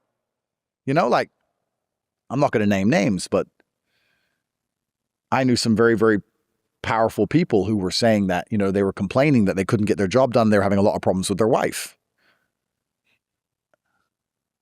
Who's giving your wife problems? You're not even home. You're busy doing your fucking work and she's living a perfect life. Why is your wife so aggressive to you? Who's convincing her to be this way? Oh, she isn't getting letters. It's just her friends. Well, who the fuck are her friends? Are they getting letters? It's like you get to a point you're like, am I fucking paranoid? Have I lost my mind? I don't believe anything anymore. I can't argue with my own girlfriend without saying, who sent you that idea? Where did this come from? Oh, my friend. What friend? Who? How long have you known her? 10 years. It's like, no, I'm under attack. And I guess my hardest battle now isn't even staying alive, Jack. Because between you and I can only scare you with something for so long. If people came in here with guns and waved it in your face, you'd be scared. But if you were held hostage for 4 months, by the 4th month, they waved the gun around, you'd be like, oh, fuck off. Just shoot me then. My hardest battle left is staying sane. My hardest battle left is saying, you know what? Maybe they just broke up. Maybe he's shit in bed. Maybe there is no big government conspiracy. But I don't want to ever get to the stage where I start sitting here going, maybe Epstein killed himself. I'm not a dumbass. So I got to find the balance. And to come full circle, to actually properly answer a question you previously asked as to why I still try and free people from the Matrix when they're so ungrateful. If I actually think about it, I think that talking through my ideas and explaining what's happening to me and explaining as much as I can of what I know isn't for them. It's so I can stay sane. I think I do this. I think I'm here in LA at 1 a.m. when I haven't slept in 21 hours, rushing around the city with armed security to come talk to you, not to free anyone's mind. It's for me to explain what's happening so that maybe I can better understand what's happening. So I think it's for me, if that makes sense. I think I'm doing all of this so that I can retain some semblance of normality and understand the situation I'm in. And I do it publicly so that when these videos are watched by the people who are going to watch them, I can see how they react to them. I am jabbing my opponent to see how he defends himself. Do you feel understood?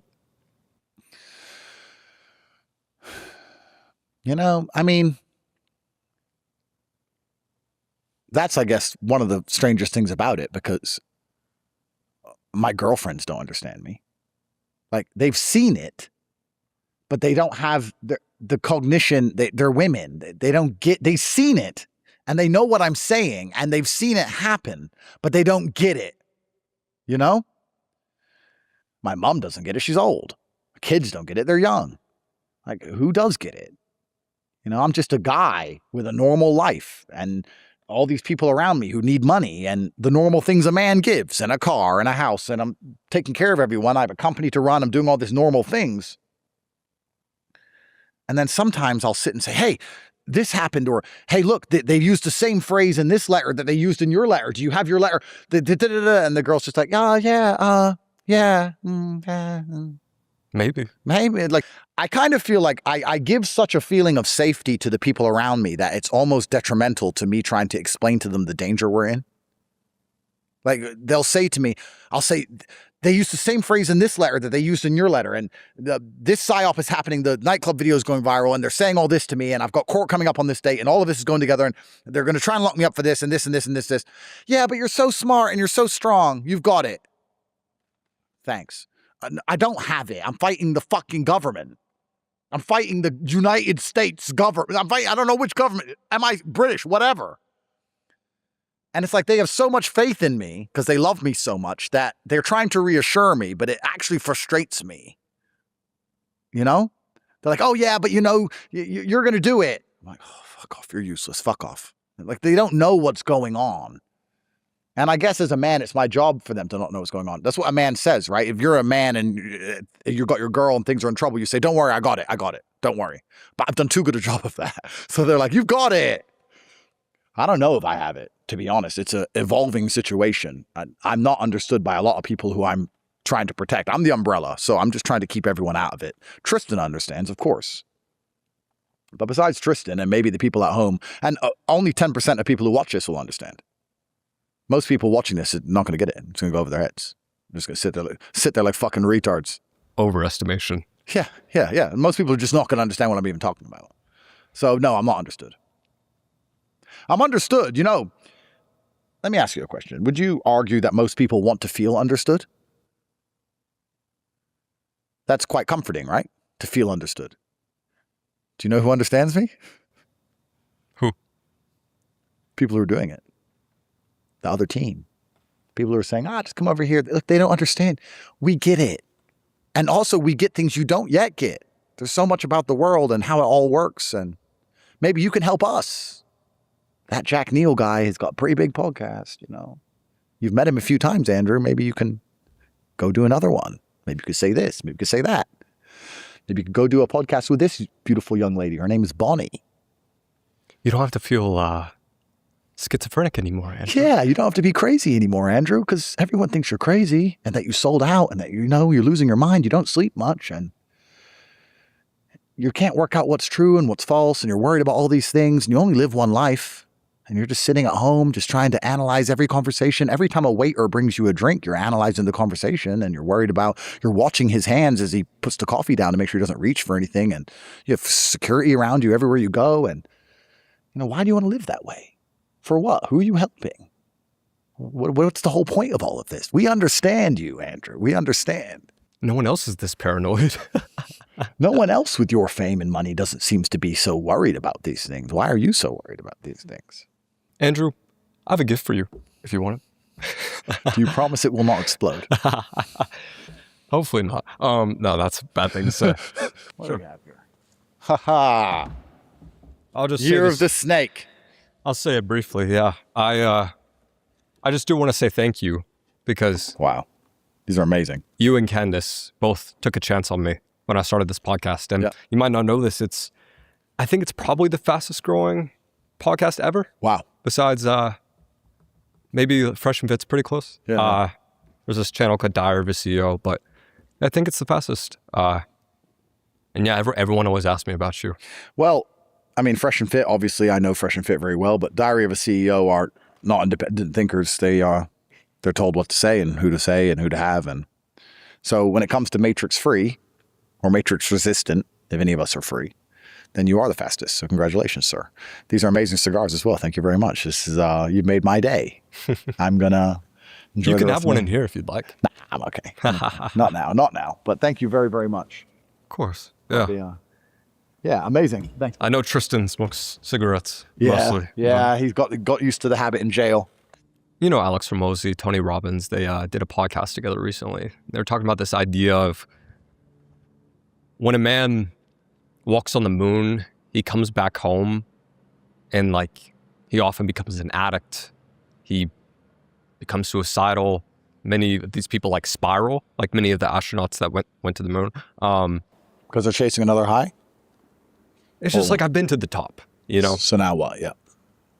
I guess after becoming the most Googled man on the planet multiple times, making hundreds of millions of dollars every year, and conquering most of what can be conquered, what is the thing that keeps you from killing yourself?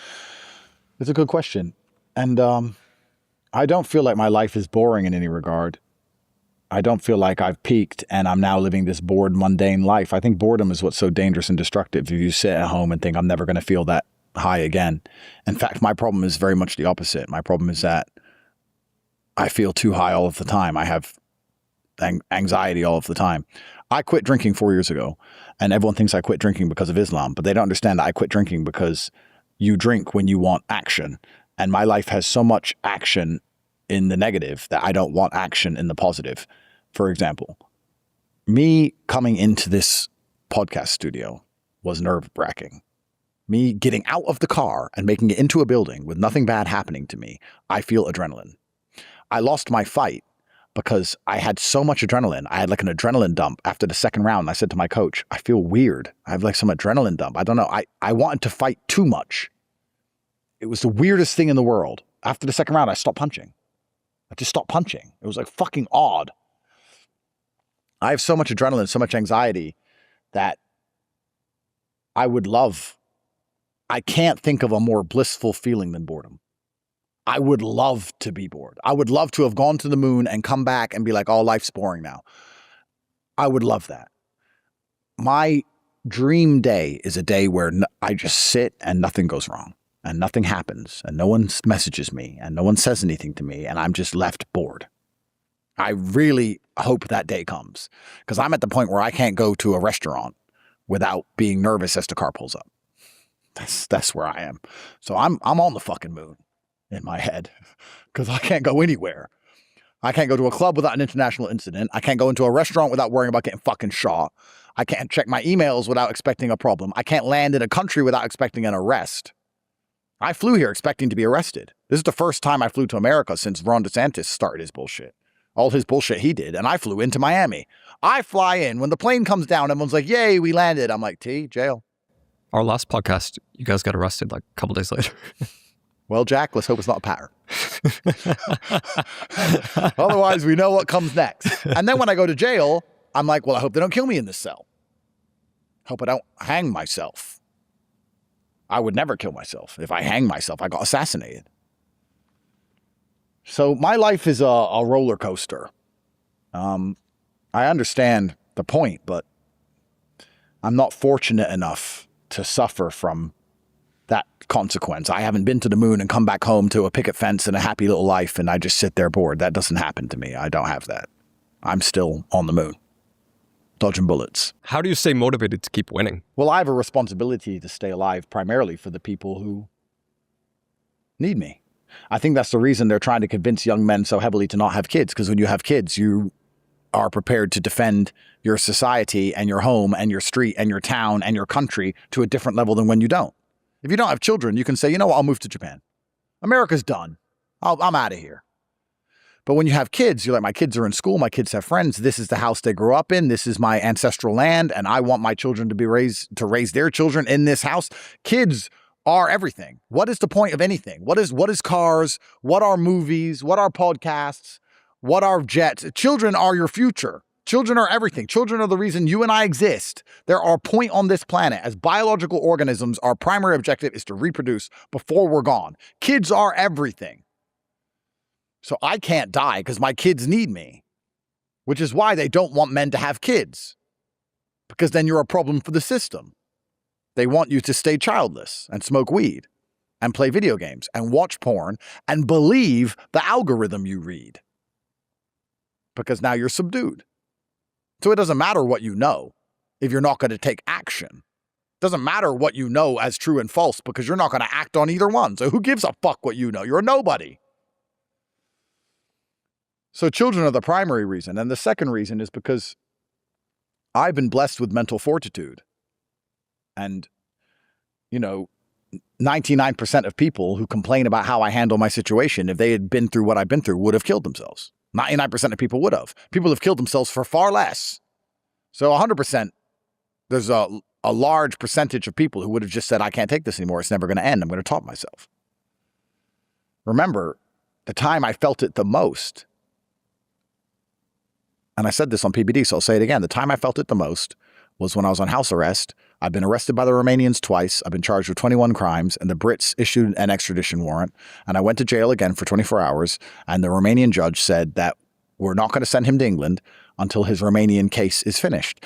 And I said to my lawyer, what does this mean? And he said, when you finished all 21 charges in Romania, they're going to send you to England. And I said, so what, if I go to jail? He goes, of those 21 charges, if you get convicted to jail, you're going to serve 10 years in jail in Romania and then go to England back to jail and start all your criminal cases in England. And I was like, what if I don't go to jail? He goes, well, then you're going to go to court for years. And after that, when all the charges are done, you're going to not go to jail and get sent to England and do your criminal case there. I said, so you're telling me for the next 10 years of my life, I'm going to be locked in my house, locked in jail, or going to court?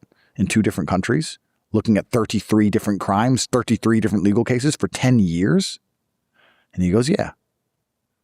And then I got there. And that was one of the days where my invincible armor, you know when you like fight a final boss in a video game and you're shooting at them and it does nothing?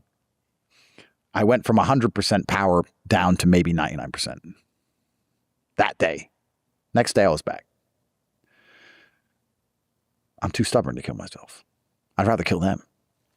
If I'm going to start killing, let's go. This might be kind of out there, but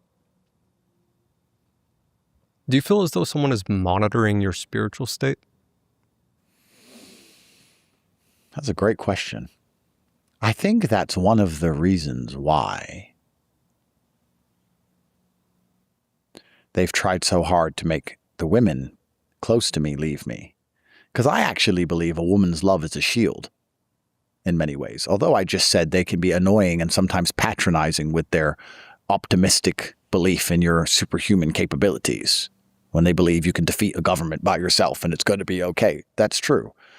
But you know when you're sick, you need a woman. When you're sick, you don't call your boys. You call a chick because you're sick. They have like a healing quality about them.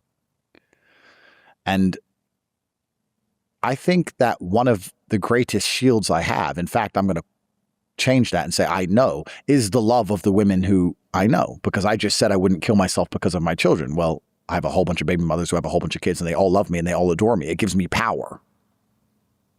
So I think that's how my spiritual state is monitored and protected, is all of these women who rely on me and adore me and all of these children who I've birthed who adore me. To my daughter, I'm the greatest thing on the fucking planet. I really am Superman to her. Like actually. And if you experience that, you start to, maybe part of you believe it a little bit. And maybe it's enough. So I think that's what's monitoring my spiritual state more than anything else. And the other thing is Tristan and I's promise to each other that if anything happens to one of us, the world will burn. And that's why they're coming for both of us, which is fine because then we go together. So between all of these elements and between the mentality that I've adopted that it's not actually my job here on earth to be content or happy, as I've talked about many times before. A man's job is not to be happy. People say, how do you get happy as a man? And I say, you're not supposed to be happy. You're supposed to be useful and capable and get things done. Perhaps my usefulness and capability is being used for what God put me here for. And I'm doing it and I suffer to do it, but that's life. I'm really not concerned with how I feel too much. I just want to stay capable.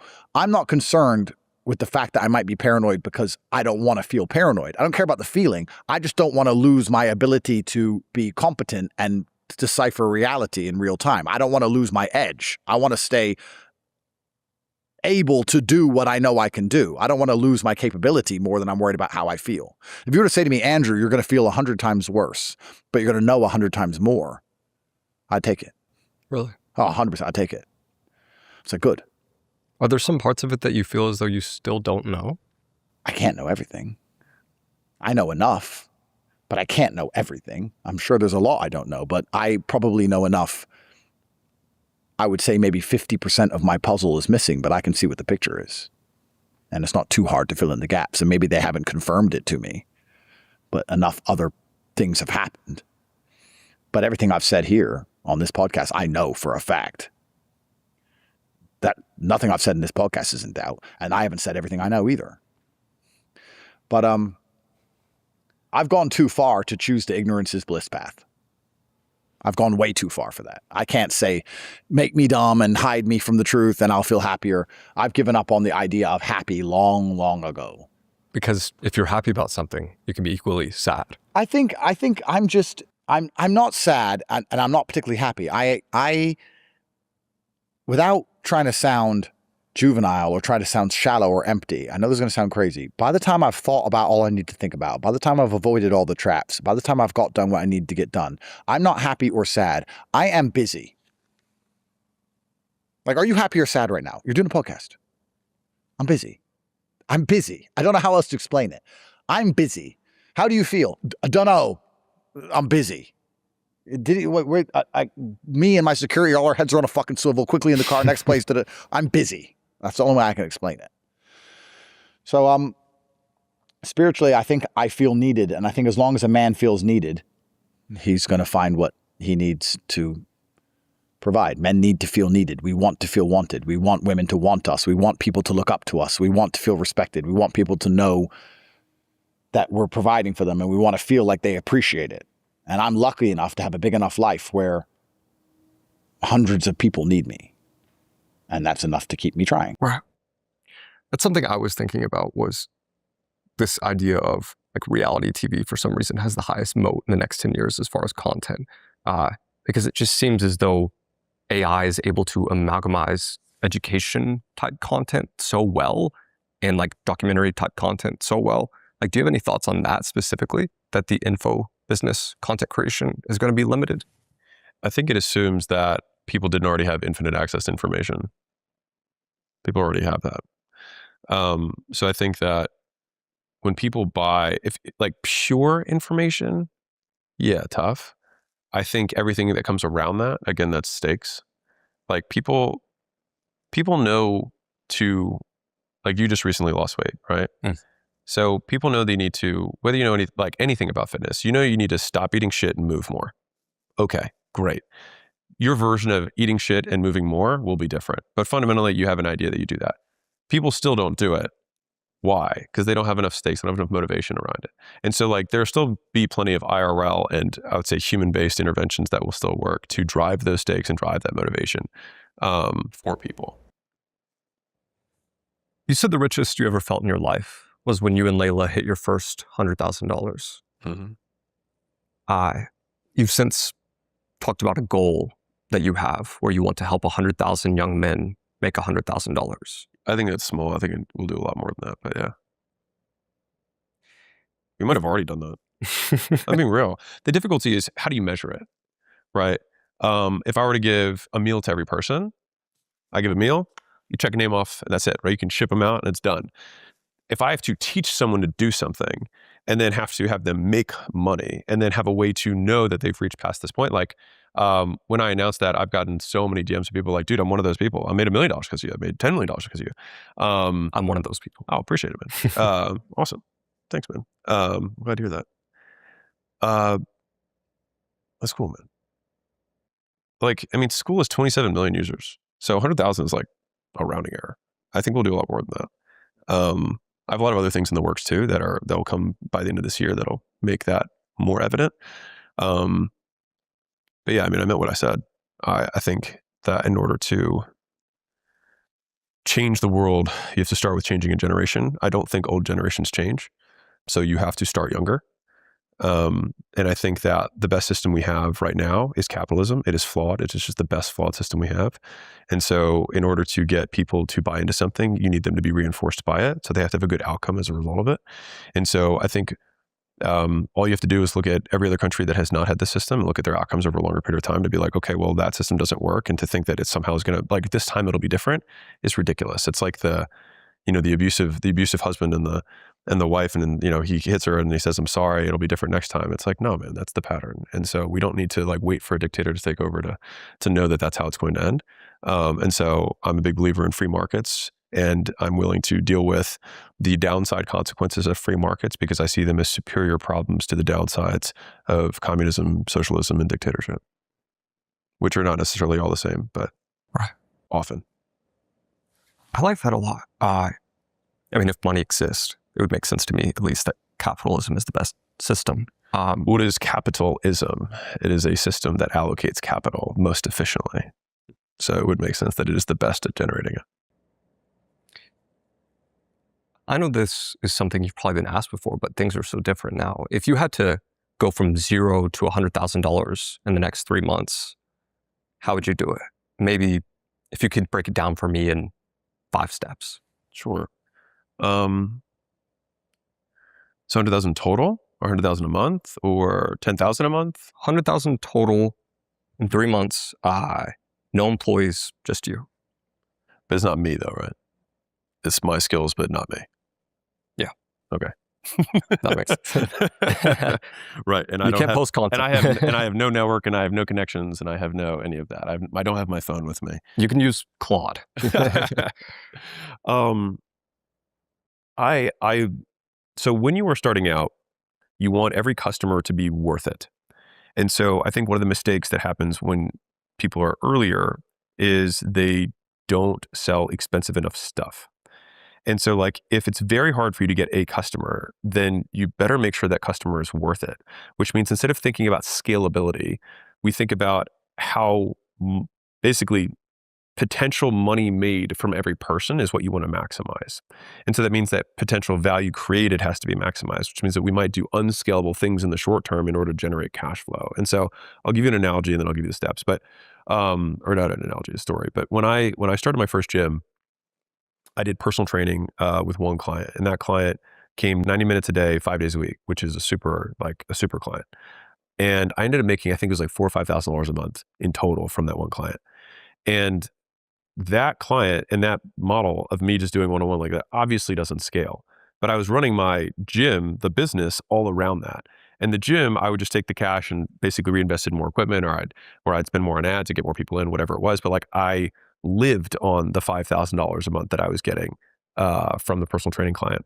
And so the fastest way to get to $100,000 is not the fastest way to get to $1 million or 10 million. And so this is the big misconception with the question. And so like, if I wanted to get to $100,000, I would go to a business and say, and the thing is like, I have already done this because I've already lost my money before and had to go do this. So this is what I did. I went to a local business and I said, what are the packages you have? And then I said, what's the cheapest that you're willing to deliver those packages for? And I said, okay, if I go get you customers and I sell it, can I keep this percentage of what I sell if I go get them and I sell them? And then you get the customer for life after that. And as soon as I had some businesses that said yes, I then got them customers and I kept the money, and then they delivered the services and got customers for free. And so when I lost everything, I made $100,000 the first month after I lost everything. And so within the example, it's like I did that in 30 days. And so you can absolutely do that. It's just that you have to work like a maniac. And fundamentally, I had an offer that I knew worked for a specific local business, which was a gym. So I knew I could run a weight loss challenge, and I knew I could spend money on the ads, and I didn't have to spend a lot because, if you can get 10 to 1, you spend $100, you have 1,000. And then after you have 1,000, you spend 10. Now you spend 1, you make 10, and you're good to go. Right. And so then I would get limited by the facility's ability to handle customers. So I would try and find the most empty facilities because I knew I could sell them till they were full, usually within 3 weeks. And so that is literally what I did. So step by step, I had an offer, number one. Number two, I had ads that I could record with my phone. Step three, I posted those ads and pushed them to a landing page. Step four, the landing page, this is at the time, just went to a Google Sheet. Step six, I called the leads on the Google Sheet to make sure that they got scheduled. And then I think I'm on step 7, I would meet with those leads and I would present the offer that I advertised to them. And then I would get them to give me money for that offer. And then I let the business handle the delivery of the services and I kept the cash. It's the easiest business that you can run. It's one person. It's functionally an affiliate business. If you were going to think of the easiest offer right now, what might it be? Because I think a lot about winner's effect and how people, I like to give people, those tactful gems, even though they're not useful long-term, because long-term is just the fundamentals, but to establish some type of winner's effect. Well, the nature of the offer is going to have to be so one is you have to decide whether you're B2B or B2C, right? So am I going to sell to consumers or am I going to sell to businesses, right? If I had no knowledge of anything, and I just knew just basic AI stuff, it's not that difficult to go into a normal business and say, hey, can I observe your business for free and come with an AI plan that saves you at least $100,000? And would you be willing to give me a third of the savings or 20% of the savings that I get you if I can demonstrate that it will save that amount of money? Most businesses would say yes. And it's just like, it's nothing up front. I just need these commitments. I don't think and then someone might say, okay, well, how do I get in touch with those businesses? You've got 2 feet and 2 hands. You can knock on a fucking door. You have a phone with, you've got 2 thumbs. You can text people. You can DM them. You can call them. You can email them. You can post content about it. There's 100 ways. You just got to let people know about it. And the thing is that an in-demand service right now? Yes. And so the issue is more that people just don't have any skills. Like if you have skills, making money is not that hard. You do something for somebody else that they don't know how to do. So that means you need to learn how to do shit. So learn how to do stuff and then do it for somebody else who doesn't want to learn how to do stuff, which really just comes down to like, you have to be willing to work. What's the one thing people waste most of their time on that doesn't actually make them money? I mean, everything that is not the work.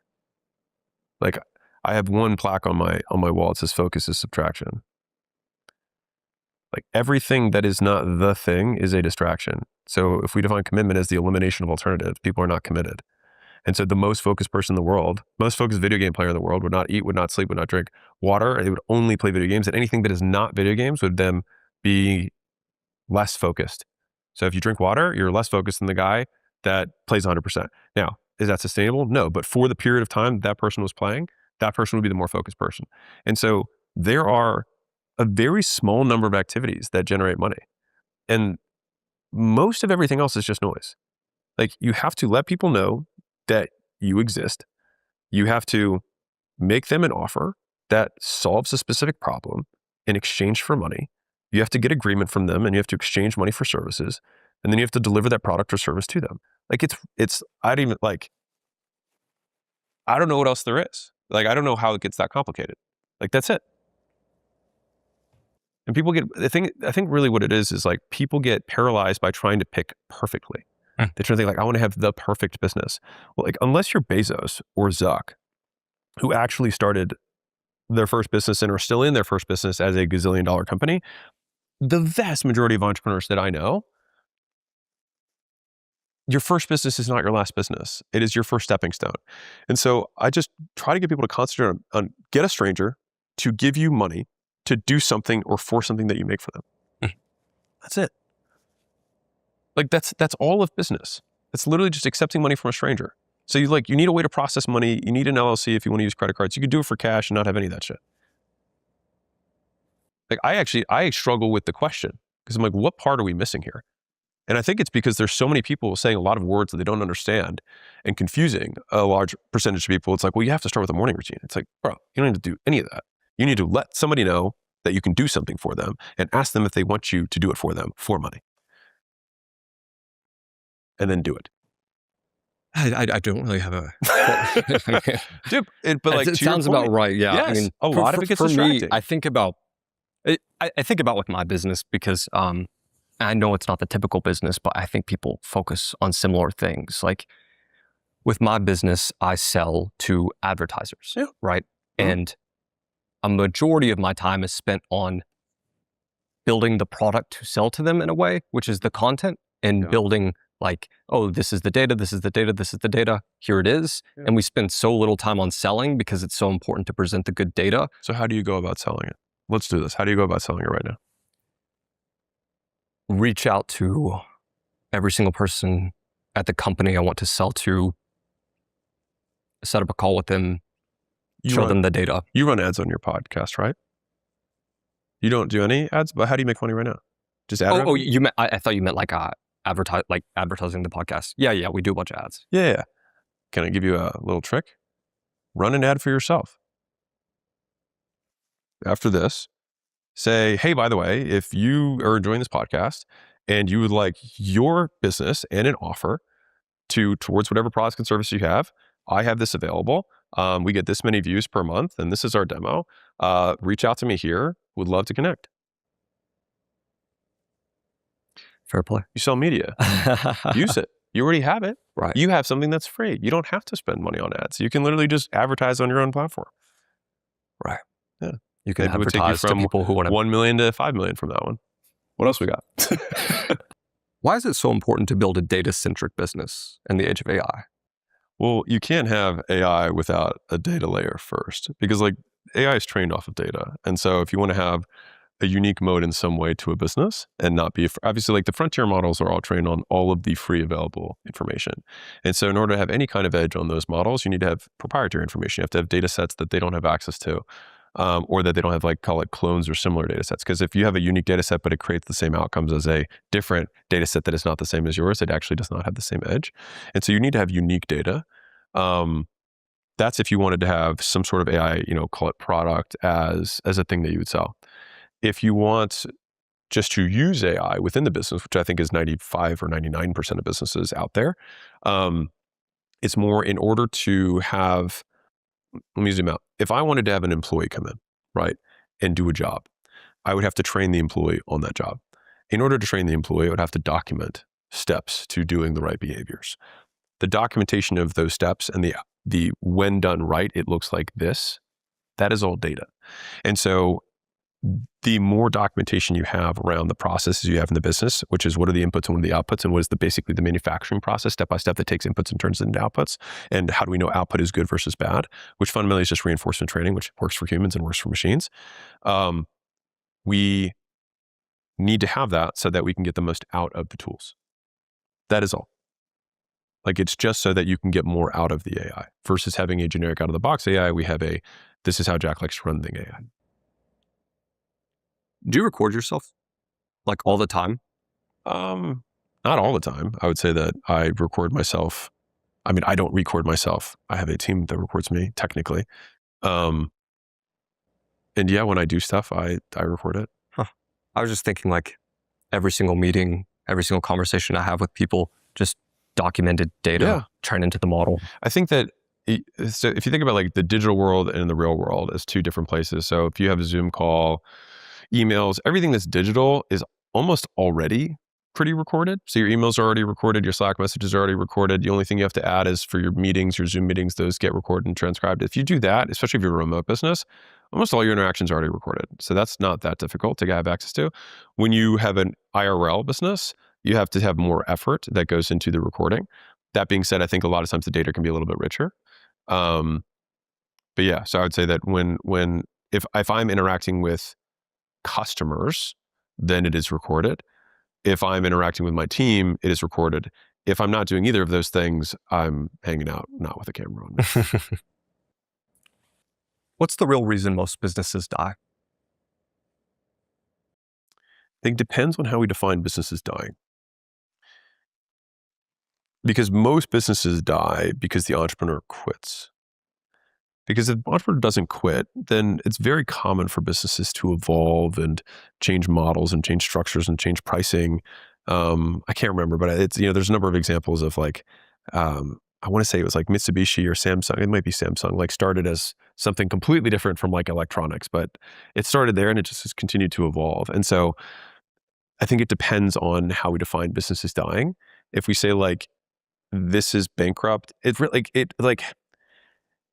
more like I'd rather almost have like why do entrepreneurs quit is almost the question, because like businesses come and go, products come and go, the market changes, technology changes, like it's normal for those things to occur. But if it's more like, if the question is like, why would someone start and not succeed? Most of the time they don't persist. And their definition of starting is what most people who are successful entrepreneurs would be like, you didn't even start. You know what I mean? Like I had this is a couple years ago, but I had a dinner with a friend of mine's kids, and they were all college aged, and they said they liked entrepreneurship, and so I razzed them a little bit, and they were like, okay, I'm gonna start this business, and I was like, awesome, man. And so I think 6 months later, I saw him again because I was hanging out with the same friend, and I was like, hey, how's the business going? And they were like, oh, I'm just working on getting the LLC set up. And when I heard that, I was like, what?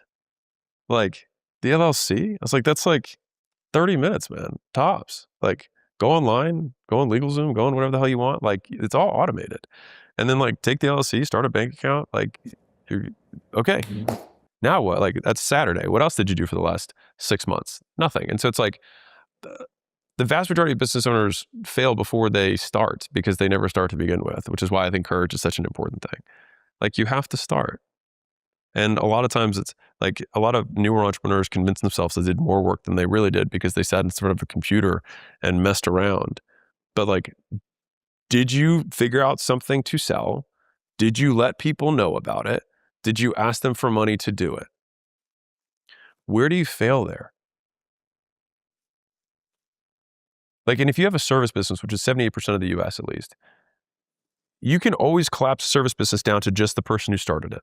And so like, there's no reason for a service business to ever really fail. Because your main thing is headcount. That's going to be your main cost. You might have some capital expenses for equipment, maybe. right? But like the vast majority, it's person doing thing for other person. Okay. So like you can collapse all that down. Like if you got in trouble, it could still be you doing shit for money. So did that business die? Might downsize, but it might not die. It dies if you stop. On the physical product side, you might have hard costs in order to sell something. That one is where like the core economics of the thing matter a lot.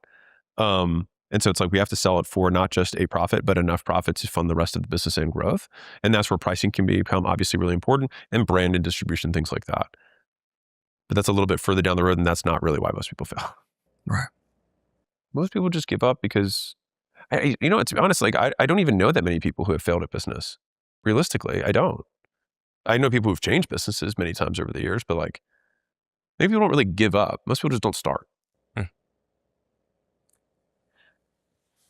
On August 16th last year, you launched your book, $100 Million Money Models, which teaches various systems people can use to build 9-figure businesses. Not 9-figure businesses. I never promised that. To Not at potentially all. build. No, to just build a business. Right. Yeah.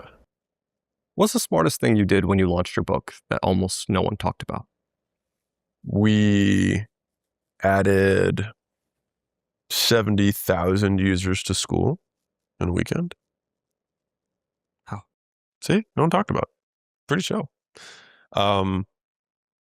I gave a bunch of all my stuff away and also showed how to use money models in school, because a lot of people who follow my stuff do have businesses, but also there's plenty of people who don't have business and want to start a business. And so school provides a very easy platform for you to get started in business. Like you can accept payments in 30 seconds and you don't have to like even go through the LLC stuff at all, and it processes the payments for you. So like you can literally just like start one about whatever you like, whatever you're passionate about, and then invite other people like you'd invite them to a party. It's just online, and you have a bouncer at the door, which is the checkout page that collects cash. It's very simple. And so I just put all the stuff from the books, applied it to that specific business, and said anyone can get for free for 90 days, try it out. If you like it, you can keep it for $9 a month. And that has all the software you need to run an entire business with nothing else. And so 70,000 people grabbed that. 70,000 users, like consumers, or like people? No, people starting communities. People starting communities. Yeah. This is a rumor, but did you break TikTok Shop? I heard this internally. So basically TikTok Shop had a feature in how it did payouts that miscommunicated when a refund occurred. And so we had, I think there was an influencer. I mean, it was happening across all accounts, but I'm just somebody that people can attack. There was an influencer that I think had made like $47 in total sales, something like that. And the sale that she had, which was of the book, somebody had refunded it or something like that. And she got a deduction from her, which, by the way, this is all TikTok. Like, I didn't build TikTok Shop. I used it just like everyone else does. But she had a deduction in, I think, commissions, or she didn't get paid a commission because she basically had a debt on her account, which is like, okay, we paid you 17, but you owe us 17, and this next commission that was going to go out goes against this debt or whatever. There's some reconciliation that happened. But the way that TikTok communicated it to her was, Alex is not paying your $17 commission. And so then she made a video saying that Alex is trying to, take money from me or whatever. But no, what they did do though is that this went all the way to the top of TikTok. That instant? Yeah. And they corrected the mistake. So they actually changed it so that it was clear that this deduction occurred because a customer, not the business, refunded, and that is what's being held against the commission. It's interesting. Yeah. Yeah. So I don't know if I broke TikTok Shop, but the volume that we did exposed a flaw that they were able to fix. Huh. How much volume did you do? When I had it, I stopped doing it after that because I was like, it's just not worth it for me. But I think we were doing like 350,000 a week the last week, I think, in just book sales. But no, it was one of those where like, it's not worth my reputation to have anyone think that I would not, like, I always pay my debts. Like, it is something that I will always fucking pay my debts. I do not want to owe anyone anything. It's very like, it's so core to who I am. I hated that. I like in my offers book, I talk about this, but I had $23,000 in my account. I had a salesperson who did $100,000 in sales. I owed them 20%. I paid, it was like 22,000, something like that, out of my account when I had 23 before I received the $100,000 that ended up almost all getting removed. Because I never want someone to think that I do not keep my commitments. What's the biggest downside of building yourself into the type of person who can become a billionaire? I think it's very common that the pattern of behavior that creates financial success can create life dissatisfaction, because what you are looking for when you are building a business is what's wrong. How could this be better? How can I fix it? And so it's a constant raising of the bar so that the business can grow. But when you do it that way, it often creates this constant sense of deprivation of never achieving what you wanted to achieve, because by the time you do, you realize you could have done better. And so I have a guy on my team who I would say suffers from this. And we joke that like, hey, if you go do this thing, if it's great, you should have gone harder. And if it's not great, well, there's all the reasons you messed up. And so there's basically like no good outcome.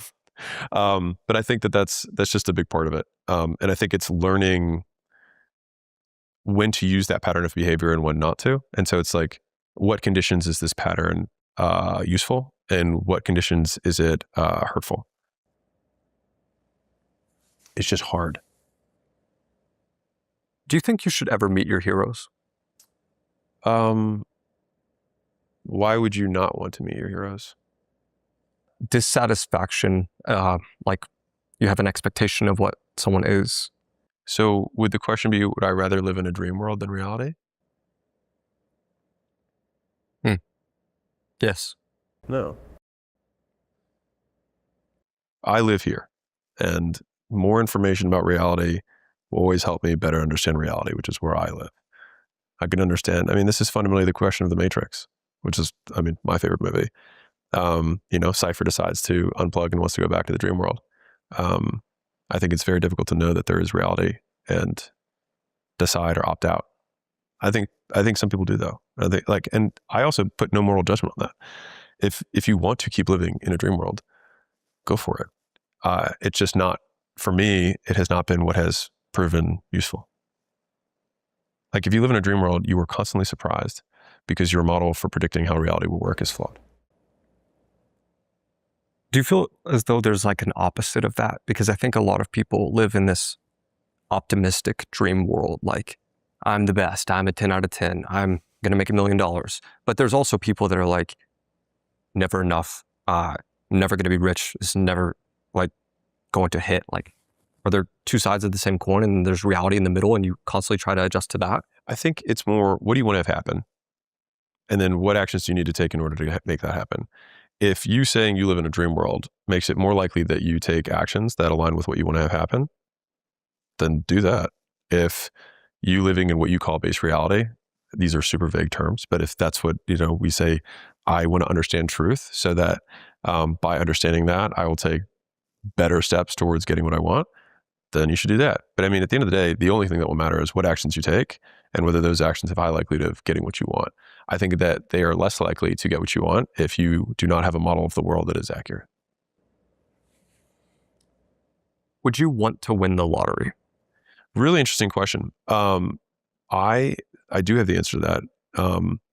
So I bought a Powerball ticket when I was 20. And I remember I bought it with my college girlfriend at the time. And it hit over $1 billion at the time when $1 billion used to mean something. Kidding. And I remember when the drawing was going to happen, and then I felt this incredible feeling of dread of like, oh my God, what if I win? I don't want to win. Because the thought that I had was, if I win this $1 billion, I will never have been able to prove to myself that I could do it. And that was truly horrifying for me, because it would literally be opting out of the one thing that I really wanted to do, which is to prove to myself that I could do it. Which I know the zillion people will make their comment about how that's ridiculous. And I understand, but like, you live your life, I'll live mine. I want to do things my way. And I think it's the same. It's the same as, and this is, I mean, actually the question that you ask is really, really timely for me, because for my child, they're going to have been born into winning the lottery. And it's something that I'm acutely aware of. And I'm thinking, I would say like that is actually where the majority of my thinking has gone in relation to parenting, which is what you started with this with, which is like, how do I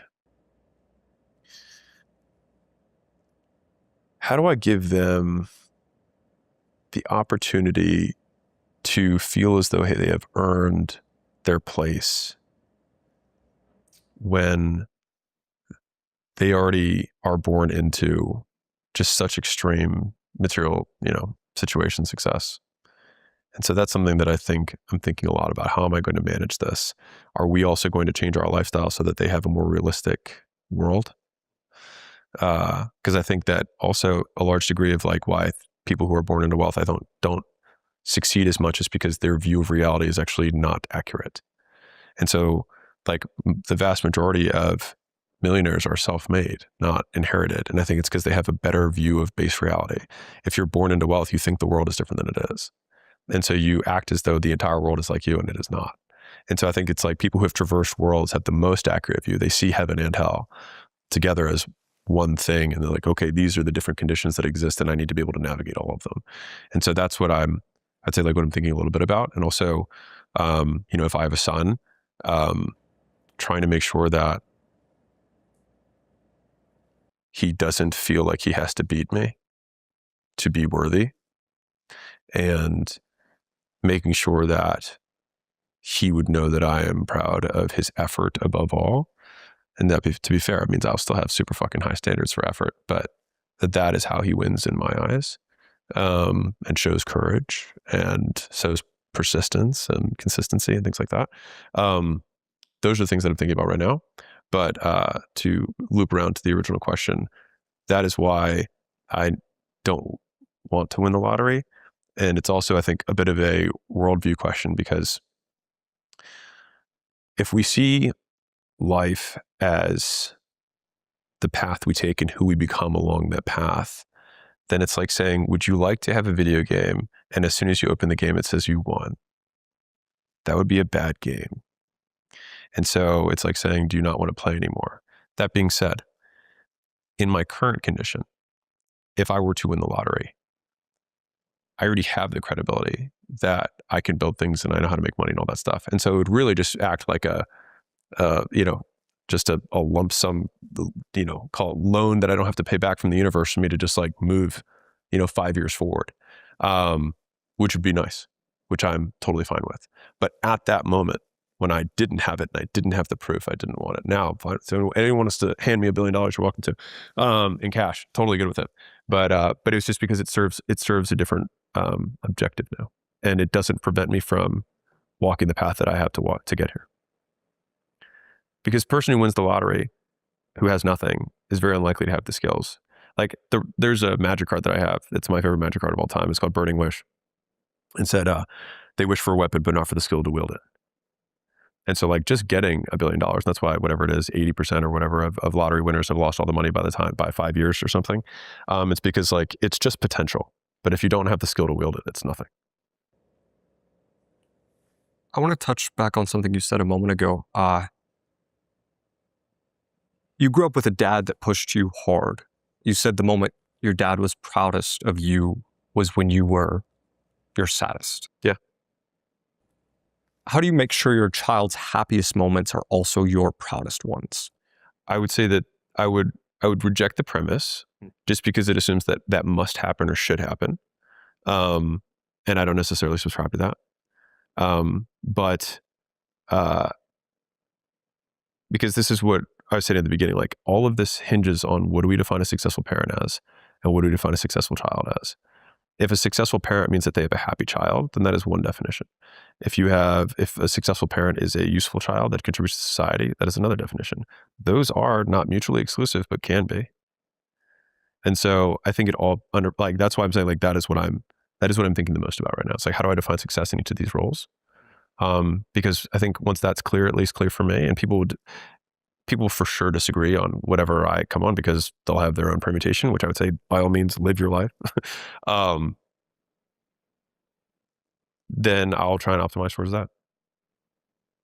I would say that the vast majority of like when you have a happy parent and a sad child, it is typically because it's focused on outcomes, not behavior. Like, how could these things be mismatched? Right? If it's, I want the kid to work as hard as possible to achieve their goals, in what condition would the kid be happy that I would not be proud? You said, sometimes I think shame was invented by people who have to prevent people who have not from taking action. Do you think shame is an illusion? I would say shame is a feeling that people experience. And in order to know shame has occurred, I would say that you broke other people's rules. So guilt is when you break your own rules. Shame is when you break other people's rules. You can feel guilt and shame if you break your own and other people's rules. You can feel just guilt, the things that you do on your own that you feel guilty about, but you don't feel ashamed. On the flip side, like basically the things that you do on your own, you are ashamed of, but you don't feel guilty about. So if I was just like, the things you do on your own, if other people were to find out about them, you might feel weird about it, right? That weirdness is the shame. But if the fact that you do them means that you don't have any issues with it, you just know other people have issues with it. And so it's just navigating basically whose rules am I listening to? And so it's a great signal to know whose rule book am I following for my life? Who benefits from someone feeling shame? Oh, I mean, it's a status thing most of the time. So like so shame has uses. Like shame is not bad. Like shame's like, if someone does something fucked up and it hurts lots of people, they should feel ashamed. And so it's a very powerful punishment mechanism that we as a group of humans do to get other humans to act in a pro-social way. Like we shame them. And it feels so bad because back in the day, you getting ostracized from the group meant that you could die. And so it was a big point, like, don't do shit you're not supposed to do according to our rules. And if you don't listen to our rules, you will know that you didn't listen. We will shame you. We will ostracize you. We will ignore you.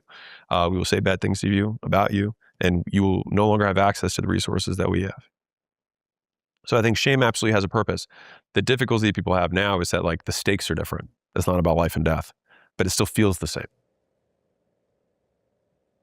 If someone woke up tomorrow with no shame, how would their life change? Well, I think that they would do a lot of stuff so I think there's a reason that a lot of really successful entrepreneurs have, call it touched by the tism or a hint of Asperger's or whatever you want to call it. It's like they have less social feedback loops. And what that allows them to do is just think purely from first principles rather than reasoning through other people's judgments. And so if you're like, I don't know if this is a good idea, I'm going to ask 10 people. Getting 10 people to agree is a great way to A, stay normal, and B, do nothing. And so you have to be willing, if you want an outsized outcome, you have to be willing to do things the vast majority of people disagree with. Now, Larry Ellison said this, and I think it's very good, which is if you do what other people disagree with, either they are right, which is the vast majority of the time, and you're wrong, or they are wrong and you're right. And in those instances, if you base businesses around them, you make tremendous amounts of money. It's when you see something that other people don't see. And the way to do that is to be willing to accept that in the short term, people disagree with you. And so that is where I would say shame does not pay off in the world of innovation. But in the world of social construct and like behaving, I think shame is a very good thing. That's fascinating. Yeah, it's not good or bad. It's just, it's under what conditions. Same thing with guilt. People should feel guilty about stuff. You broke your own rules. You shouldn't do that. All right. I'm trying to think through this in real time, but just as a mechanism to find like business opportunities and innovation, like should you be looking toward the places which people typically have a lot of ideas and opinions around and try to see if anyone's actually thinking from first principles? I mean, I think a different way of thinking about it is just like, you want to find people's trash. What does people think? Like, I'll give a simple example. A way to spot a quote good investment is a team that enters the playoff and is the 16th seed out of 16 seeds, and you're like, that is way too low of a seed. I think they're way fucking better than that. That is where you bet on the fact that you're right. Now, that's truly sports betting, which I'm not condoning, but that idea is how you translate that into the business setting. People are really sleeping on old people insurance, I don't know, whatever. I don't see like nearly enough, but like I'm looking at the math, the population's aging. If I look at where wealth is distributed, it's all here. When I look at new business being started, it's all targeting here. I'm going to go there. Like, it's just looking at the numbers and saying, like, a lot of times the quote missed opportunities are supply demand mismatches.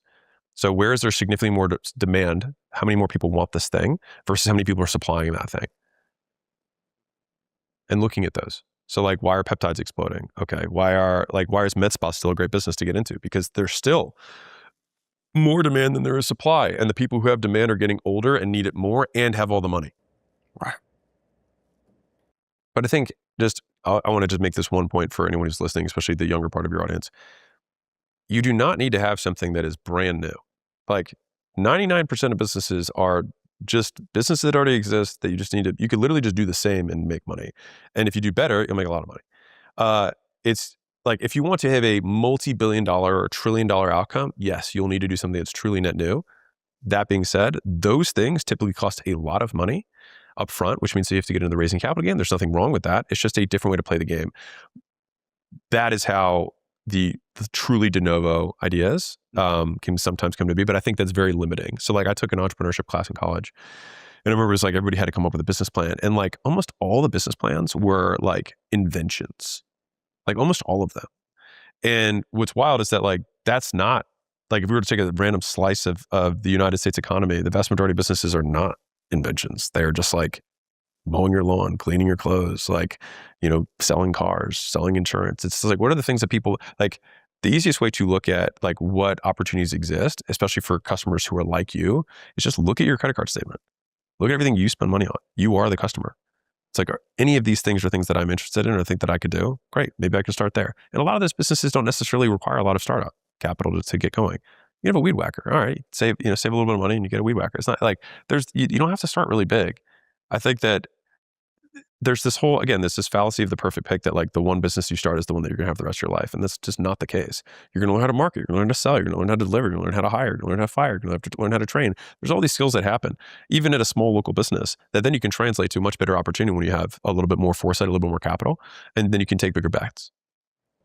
Yeah, I'm shocked I haven't met any people my age that are just like, I have a couple laundromats, It's like no one's looking in those places. And it's the same thing with what you said with old people insurance. Like, probably a great opportunity, If you audited your behavior since we last spoke, what's one behavior that moved the needle for you? And what's one behavior that you deleted?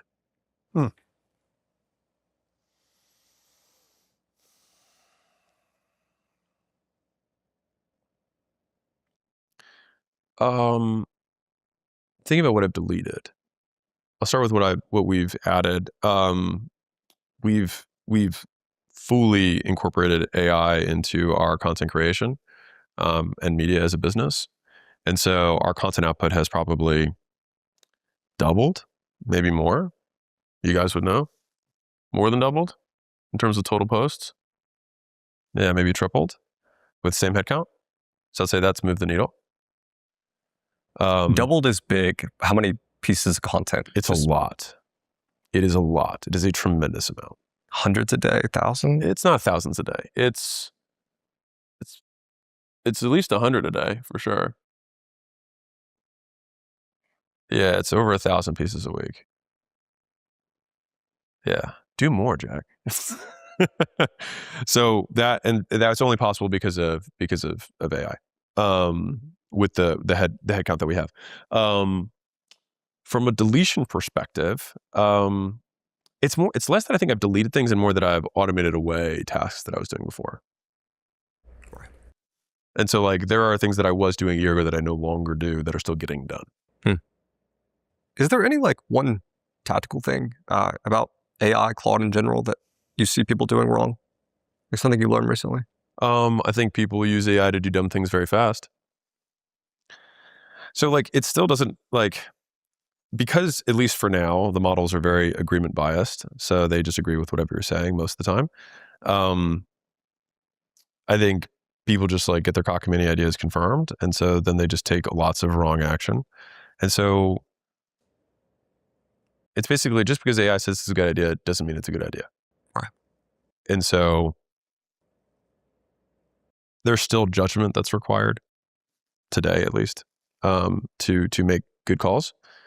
And yeah. And the thing is that like no AI will give you more leverage than making a good decision. Like a decision can still have more leverage than AI. And there are still old men right now that don't use AI that are making way more money than the kids using AI. And so it's like, it is a form of leverage. It has not replaced all leverage. Like I have some older friends who are phenomenal business people. And I'm asking, I've asked them like, oh, are you incorporating AI? And they're like, I mean, my teams are. They're like, but I'm paid to take risk. How does it change who you hire? Like, What people who already have, I mean, think about it like this. Do I hire people today, or let's rewind the clock 5 years ago? Would I hire somebody who doesn't know how to use the internet? Would I hire somebody who doesn't know how to use Excel or Slack or email or calendar or Zoom or the basic tools that you use to run a business? No. do you test people's proficiency in like prompting? A lot more than that. Especially for them in a role that's super AI native. That's fascinating. You built an AI version of yourself. It recruits for you. It trains your team. It can coach people one-on-one. What's left that only you can do? Well, I'm here. So there's this. I think it actually ladders up to the things I was saying earlier. Like someone still has to make the call. Someone has to still be responsible. As of right now, no AI is responsible for anything. Now, maybe that'll change in the future, but like they don't have currently, you can't start an LLC as an AI and then start processing payments and file taxes as an AI. That currently doesn't exist. Maybe it will in the future. But right now, a human needs to take the risk. And so I am compensated for risk. I'm compensated for the decisions that I make. And even if you have AI to assist you, you still are the one who ultimately makes the decision. They make a suggestion, they make a recommendation, but you make the decision, right? Me existing in reality is still something that only I can know. So if people come to a conference and they want to see me speak, if there was a robot of me speaking, they probably wouldn't be that happy about it. And it's like, well, I mean, you could just, stream a recording of you. It's like, we've had that tech for a long time and people still don't care. And so it's just like the robo-chess thing. A lot of it comes down to stakes. And risk is that version of that from a business perspective.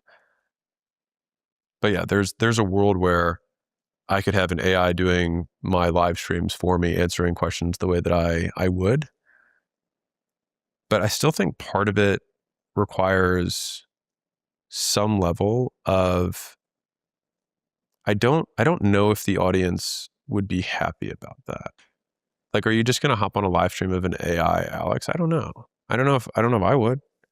And so there's something real about live that makes us think anything could happen, right? And that creates the intrigue and interest. And it's unedited, it's raw, it's not changing anything. A guy said to me recently, he said, anticipation is the number one emotion that sells. And I do think that AI, when it comes to content creation, like kind of cancels out that level of anticipation. What do you mean? Just it becomes predictable, right? I think it depends. I mean, I think that an AI, like in the future when it's a little bit better, can write an exceptional story. And you might have anticipation of the story, even though you know the story is fiction. Same reason we read fictional stories now. So I think you can still build anticipation even if something's not true. The question is just whether things that are real, people will still want to watch. Like there's a Bigfoot account, you know what I mean? That's on Instagram that I think is hilarious. But everyone knows it's fake. It's entertaining. If someone's saying, hey, let me give you advice on how to organize your taxes, there's higher stakes involved in that decision, and you might be less likely, not unlikely, but less likely than maybe like a beauty influencer. Like if there's a fake AI that's teaching you makeup tricks, the stakes on getting that wrong are very low. You do your makeup wrong, you wipe your face off, right? Maybe you buy a pencil that's not as good as you thought. Okay, not the end of the world. You file your taxes wrong, you go to jail, right? Or you get a big bill and it sucks. So like, it's just as the stakes increase, the credibility of the person giving advice, and again, this matters more for educators than entertainers. Entertainers are, I think, going to be super bifurcated, where if your entertainment style is something that AI, basically it has no stakes, then AI will completely wipe you out. And to be fair, there will also be human influencers. There will just also be AI influencers that can just pump out more. On the education side, the higher the stakes of the thing that you are educating on, the more likely that proof and credibility be important. And so like, why are there no, like someone could take 100% of my content right now. I mean, shit, this already happens. They take the content and they just say the exact same words, and it's them rather than me, and their accounts don't do well. Why? Because I mean, they're not even AI, they're HI, they're human intelligence, right? And they're doing the exact same thing. So why doesn't it work? Because they're not me. They don't have proof. They don't have the proof. If they also had sold a $46 million business and also had a portfolio of $250 million a year, if they also had, $300 million in real estate, if they also had those things, then maybe the videos would perform.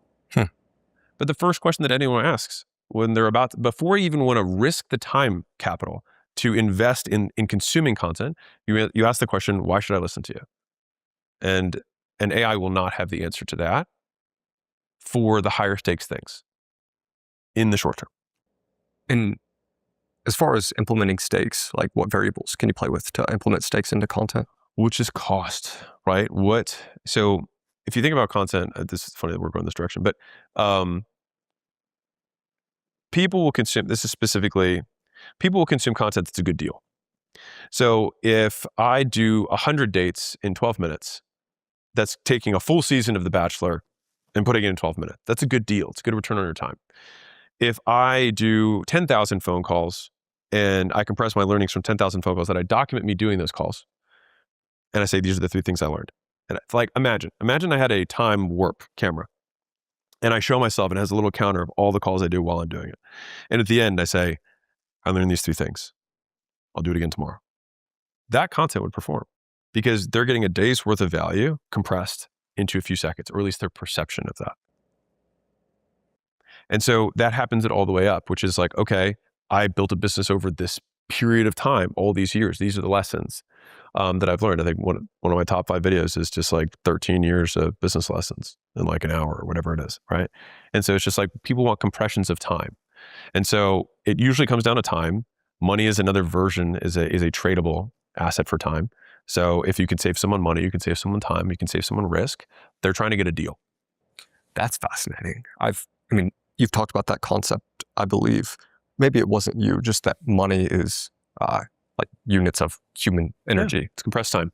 Yeah. And I guess content viewing is just kind of the same thing, just packaged in a different way. Yeah, they're trading time for it.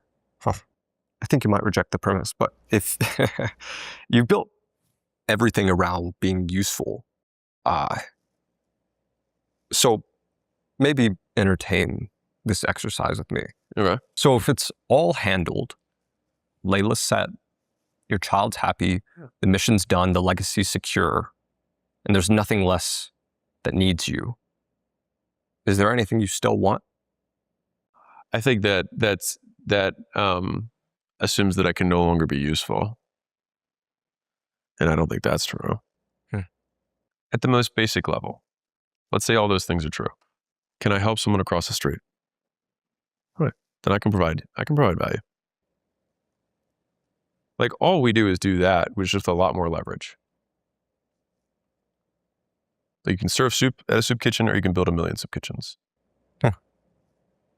Both are useful. Do you think if you were the most useful human in existence, you would still crave to be more useful? Yeah. Why not?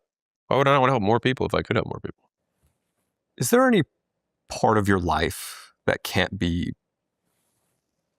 optimized? You said maximalized. Sure. That you kind of just have to feel your way through it like everyone else?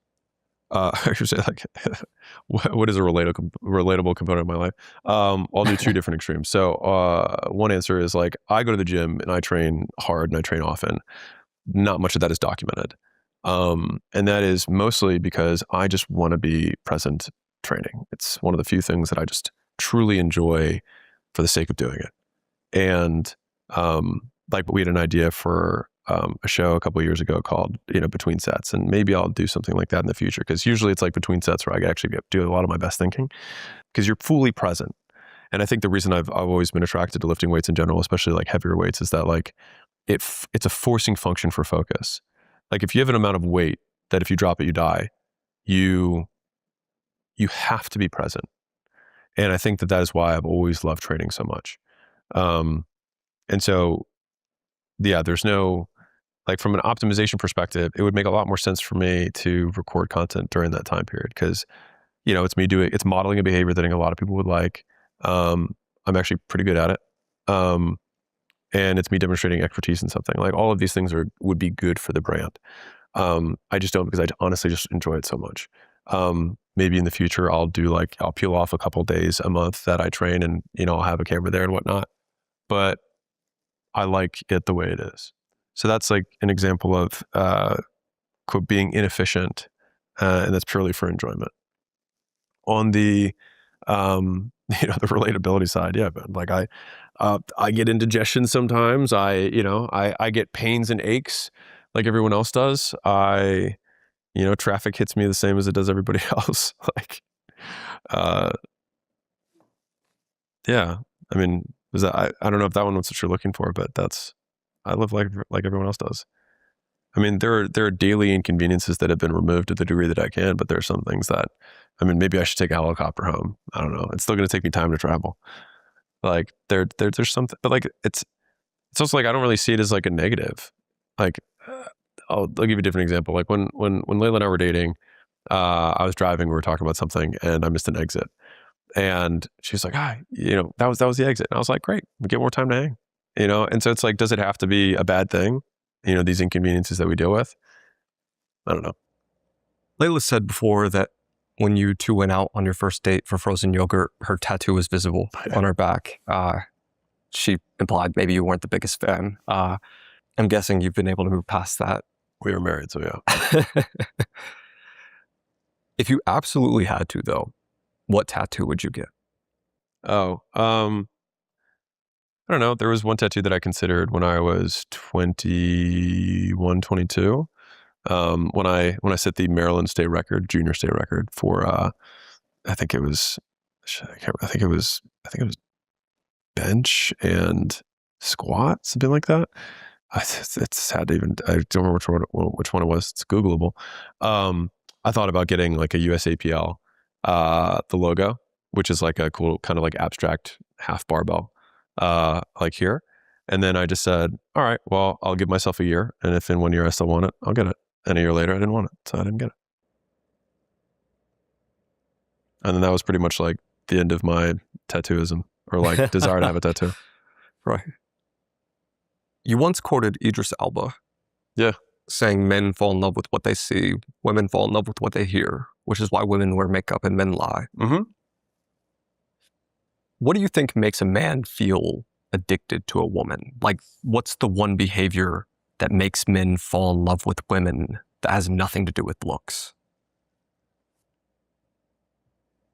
So if we define respect as allowing someone to maintain their original function, or basically you reinforce them for being who they are.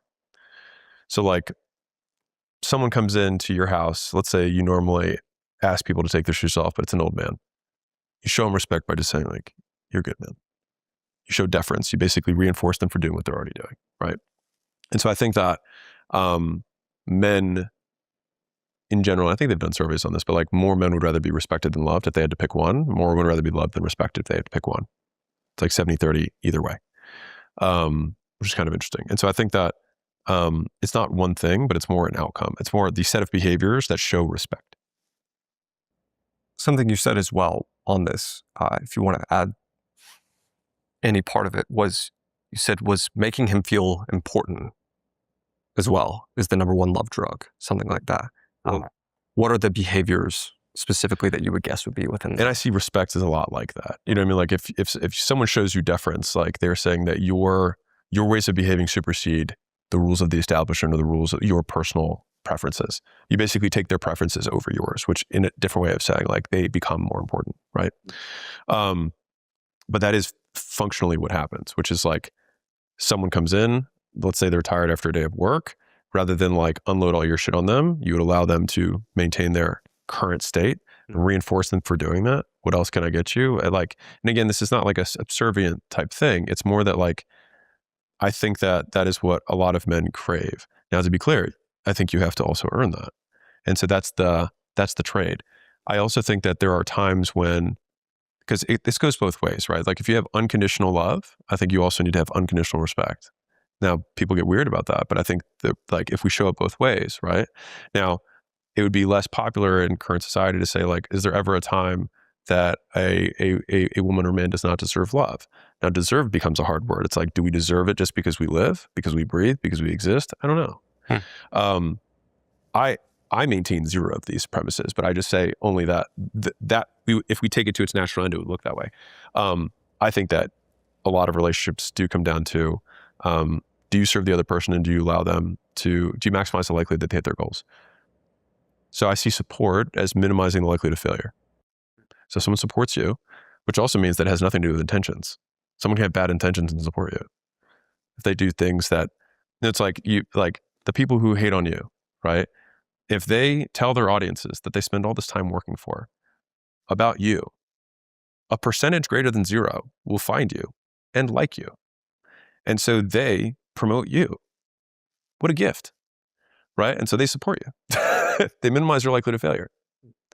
And so you just have all these people who just advertise you. Yeah. For free, which is crazy.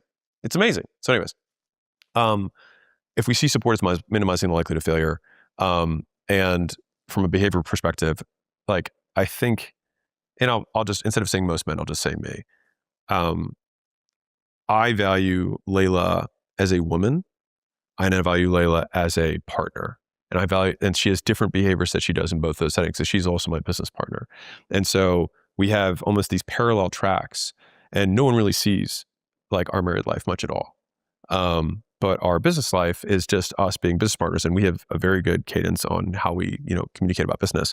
And we have lanes where I'm like, this is your call. Like, you know this better than I do. And there's some things that she's like, this is obviously your call. Like, what do you think? And we might weigh in on each other. On a normal marriage setting, I would say Layla and I have far more traditional gender roles. And I think part of that is like both of us, luckily came from same Middle Eastern background. And so even though we're both born in the US, we're both first generation. And so we've adopted a lot of, I would say, like very traditional views from that perspective. And so it's a lot of small things. Like Layla still likes making me dinner. Like Layla still, she'll, rub my back. I'm stressed. She'll, it's little things like she'll clear plates, or she'll just say like, hey, I'm on my way to whatever. Do you want a drink or something? Like it's just very small stuff. Besides like taking care of all the details of everything besides that stuff. But I think above all else, so this is your one thing. I think every man, so now I'm going to go back to generalizing. I think every man wants a woman who believes in them even more than they believe in themselves. And I think it's having someone who on your worst day is still like, you fucking got this, It's like, you're Jack fucking Neel, you got this. And it's like, if your wife, the person that you care and respect, and the thing is like, this is where it's tough, because I think there's a lot of men who are married to women they don't respect. They love them, but they don't respect them. And that's their prerogative. You can do whatever you want. That type of statement means a lot less from somebody you don't respect. But when the person you are married to is someone that you actually respect, when they say you fucking got this, it means a lot more. And so I think at least Layla and I have a balance of love and respect both ways. And I think that it benefits both of us, because it also goes back the other way, where if I'm like, you're Layla fucking Hormozi, you got this. Like, I'm not worried at all. Right. And so I think that If we see marriage as a partnership, then it's, do we have aligned goals? Because I think there are unpopular, let's take marriage out of it because there's a lot of taboos. Take a business partnership. There's a lot of reasons that I think people wrongfully end business partnerships. There are a few that are the right reasons. One of them is that we want different things. It's very hard to optimize a machine around two different outcomes. If one of you wants to go and change the world and the other one doesn't want to leave the house, you will both compromise and both be probably pretty miserable. Again, that's a choice. You can do that. But I would say that would be a reason to, I went back to marriage, but like in a general business partnership, then that would be one where I'd say like this partnership shouldn't exist because we actually both are not supporting the other person's goals. We're maximizing the likelihood of failure. But if we have aligned outcomes that we want, and then underneath of that, we believe in this way of doing things, these behaviors is how we want to achieve this outcome, then the likelihood of conflict is significantly lower, and the likelihood that the person can support the other when they deviate from the pattern of behavior that we've said is the pattern that we want to espouse or that we want to live by, then you basically have two guardrails on the bowling ball going towards the pins. If you only have one person that's holding it up, you only have it on one side, and then maybe it shoots off the other. But if both of you have a guardrail and you have an outcome, all you got to do is roll the ball. And if the guardrails are tight enough, you knock them down every time. And I think that is what a good marriage looks like. I love all that. I've heard you say bits of those things, but never all together.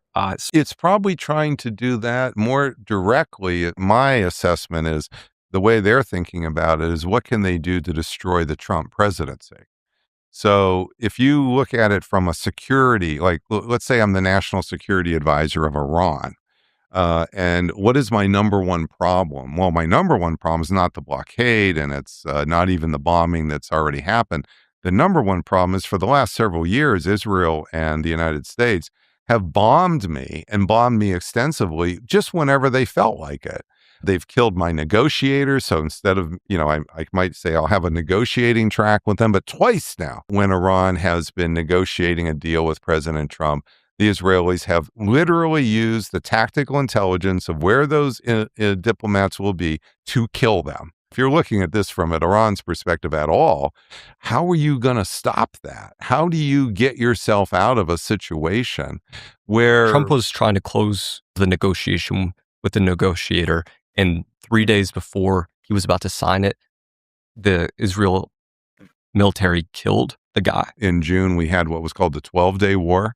Well, that was started when Israel decided that they would take advantage of knowing where the Iran negotiators were going to be. And so the fact is, Trump was going to meet with them. And he couldn't because they were killed. They were literally killed. But what that shows you is that when you're thinking about this from Iran's perspective, well, you can talk about negotiations, but that's a giant question mark at every single stage. So what do you do to deter, prevent, stop, or diminish the risk of future attacks by the United States and Israel?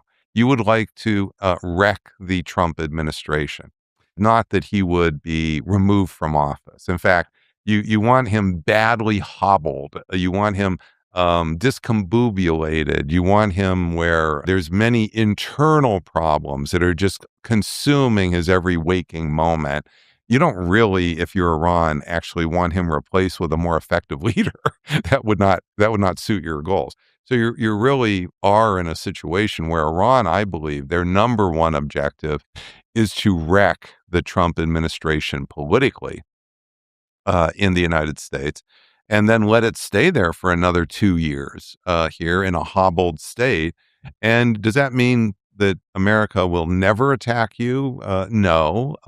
But it probably gives you as much protection as anything else you're going to do. And then you can also see right away, Jack, why the odds that you're going to want to surrender like your control of Hormuz, this is just very unlikely. I mean, if you give Hormuz back and we go back to the status quo ante, like the Trump administration is saying, well, then why isn't the Trump administration a few months later just going to go and start up the war again on some other grounds? Now, part of what that means then to hurt the Trump administration politically is to damage America economically. It's also when the more you damage the world economically, right now, the blame is going directly on Trump. So who is Europe most mad at? Who's Merz, the leader of Germany? Who are they most mad at right now for the economic problems and all the problems they're facing here? It's actually not Iran. It's Trump. Or America. It's actually even big. It's bigger than Trump now. They just blame America because America's reelected Trump, elected him twice. So this isn't even just a Trump problem from the Europeans' perspective. This is America who's really to blame. And without America, then they think Israel wouldn't have done the bombing. So yes, they would blame Israel too. But it's really America who's getting the lion's share of the blame. And that's true for Asia as well. That's true for Japan as well. So it's not just our allies are not rushing to come to our aid or an aid of the Trump administration's bad war with throwing their assets into a bad plan. They're just seeing Trump as the cause of the problem. And it's America who's underneath that because we elected the guy twice. Right. So you add all this up, and Iran doesn't have incentives to fix the economic problem for the world.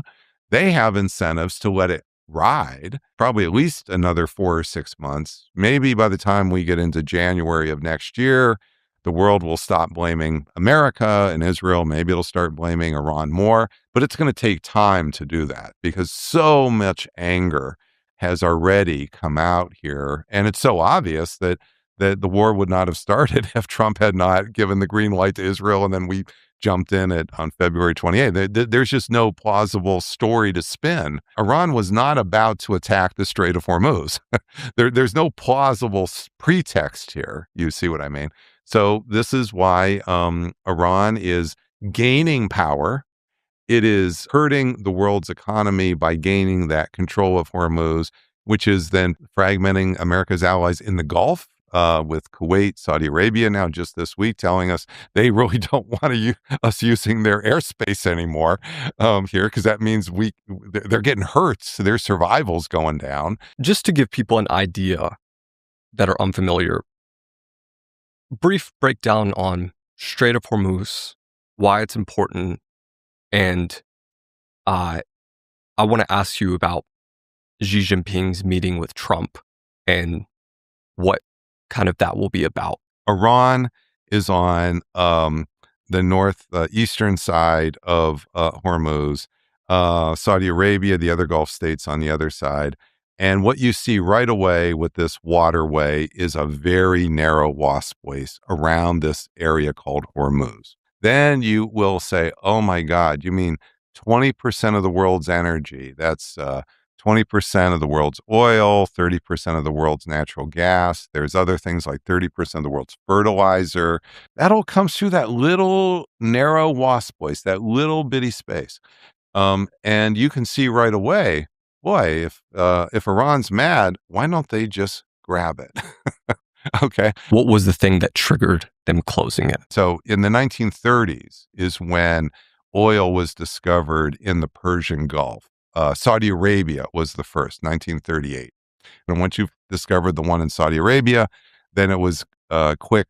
Soon after that, you discovered, Iraq has a puddle of oil, Iran has a puddle of oil, and so does Kuwait. Those are the 4 big puddles of oil in this area. And they're all like a horseshoe band around Hormuz. So what happened was Iran has always we've had concerns for decades that Iran would, in a military conflict, close the Strait of Hormuz. So because Iran used to be run by the Shah of Iran, who was an American puppet. We helped install him in the 50s.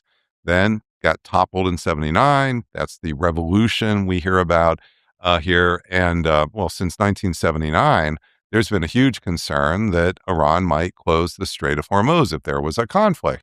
And so what does that mean if you're in the Pentagon? You got to think about, well, what are my priorities here? What are the dangerous things I need contingency plans on? And the number one is going to be Hormuz. If you wanted to crash the global economy or maybe the US economy, like, is there any one action that would do more damage than keeping the Strait of Hormuz permanently closed? Now, there are some other choke points, just so you know. There's a strait called the Strait of Malacca here, nowhere near as big as and there are lots of ways around the Strait of Malacca here. With the Strait of Hormuz, the problem is, so it's literally a horseshoe with water that is a dead end, and the only way out is Hormuz. There's no other way out. They built some pipelines, which can carry a couple percent of that oil out. But the challenge here is that once you are down to that horseshoe, it's not just the ships that are vulnerable, but those pipelines are vulnerable too. They're not being protected by anything. And so the real issue is you're quite right. There is no other spot on the planet that could wreck the world's economy as efficiently as Hormuz. If you were designing, if you we're looking at whether we have UFOs now that came out yesterday. If you're saying, well, okay, I'm coming from another galaxy and I want to wreck the planet Earth's economy, what would I do? You wouldn't need AI. You would just do a mapping and you would see right away. You would do something to totally shut down traffic on that little artery, that little choke point called Hormuz. And what would you do if you wanted them to shut it down? Versions of what we're doing. So what we're doing is blocking the ships. There's no way to get that oil and gas out of that area except by ship. It's too heavy. So you can't fly it out. You might think, well, okay, if we really need it, couldn't we just fly it out? No, you're moving this stuff out, and there's no way to do it except by ship. So how do you block the ships? You can literally have a blockade where you have U.S. Ships, or you have Iranian vessels here that say, if you cross my line, I will sink you. You can have drones, which you don't need an actual line. You just use your drones to shoot down the ships.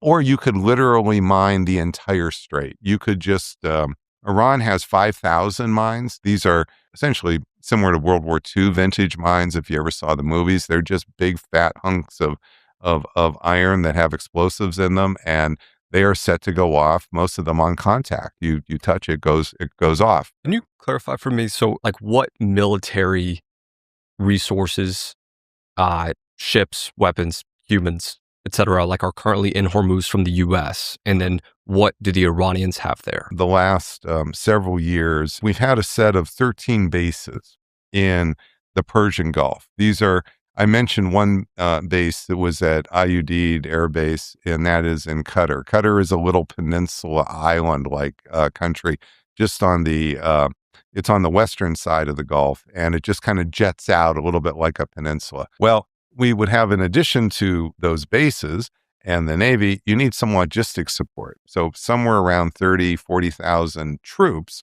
but these were not organized as combat troops. They weren't tank divisions. They weren't aircraft. We did have some aircraft in Ayudid Air Base because that's one of our bomber bases. So there was some fighter units, but most of it was actually just logistics. Then what happened is, starting in January, we added. So that was the foundation, if you would, Jack. Then starting in January, we, over a period of about 6 weeks, we moved hundreds of land-based fighter aircraft, fighter bomber aircraft. These are F-35s, other aircraft. We added an additional carrier. We added destroyers. We added... What's a destroyer? The way we organize our Navy is we build our entire concept around a carrier. So the carrier is a floating airfield. And then we have ships around the carrier, the destroyers, a cruiser, and then also submarines. And what they're doing is a double mission. Mission number one, protect the carrier. That's like your king in chess. You got to protect the king. But just as in chess here, the pieces that protect the king can also attack. So that's what's happening with the way the organization of the Navy is set up. We had some naval forces there before. It was mostly a naval mission. And then it was set up for what's called presence, to just sort of give confidence that we're there, and an anchor of support, like an insurance policy if ever needed. That's what the idea of just being there is about. Well, then what we did, though, starting in January, is we expanded, and this goes on for about 6 weeks. And it could be that maybe that's when they started to have the idea we were going to do this bombing mission, or it could be they were there initially to do something like, say, support the pro-democracy movement that was getting clobbered in Iran at the time, and then maybe things just evolved from there.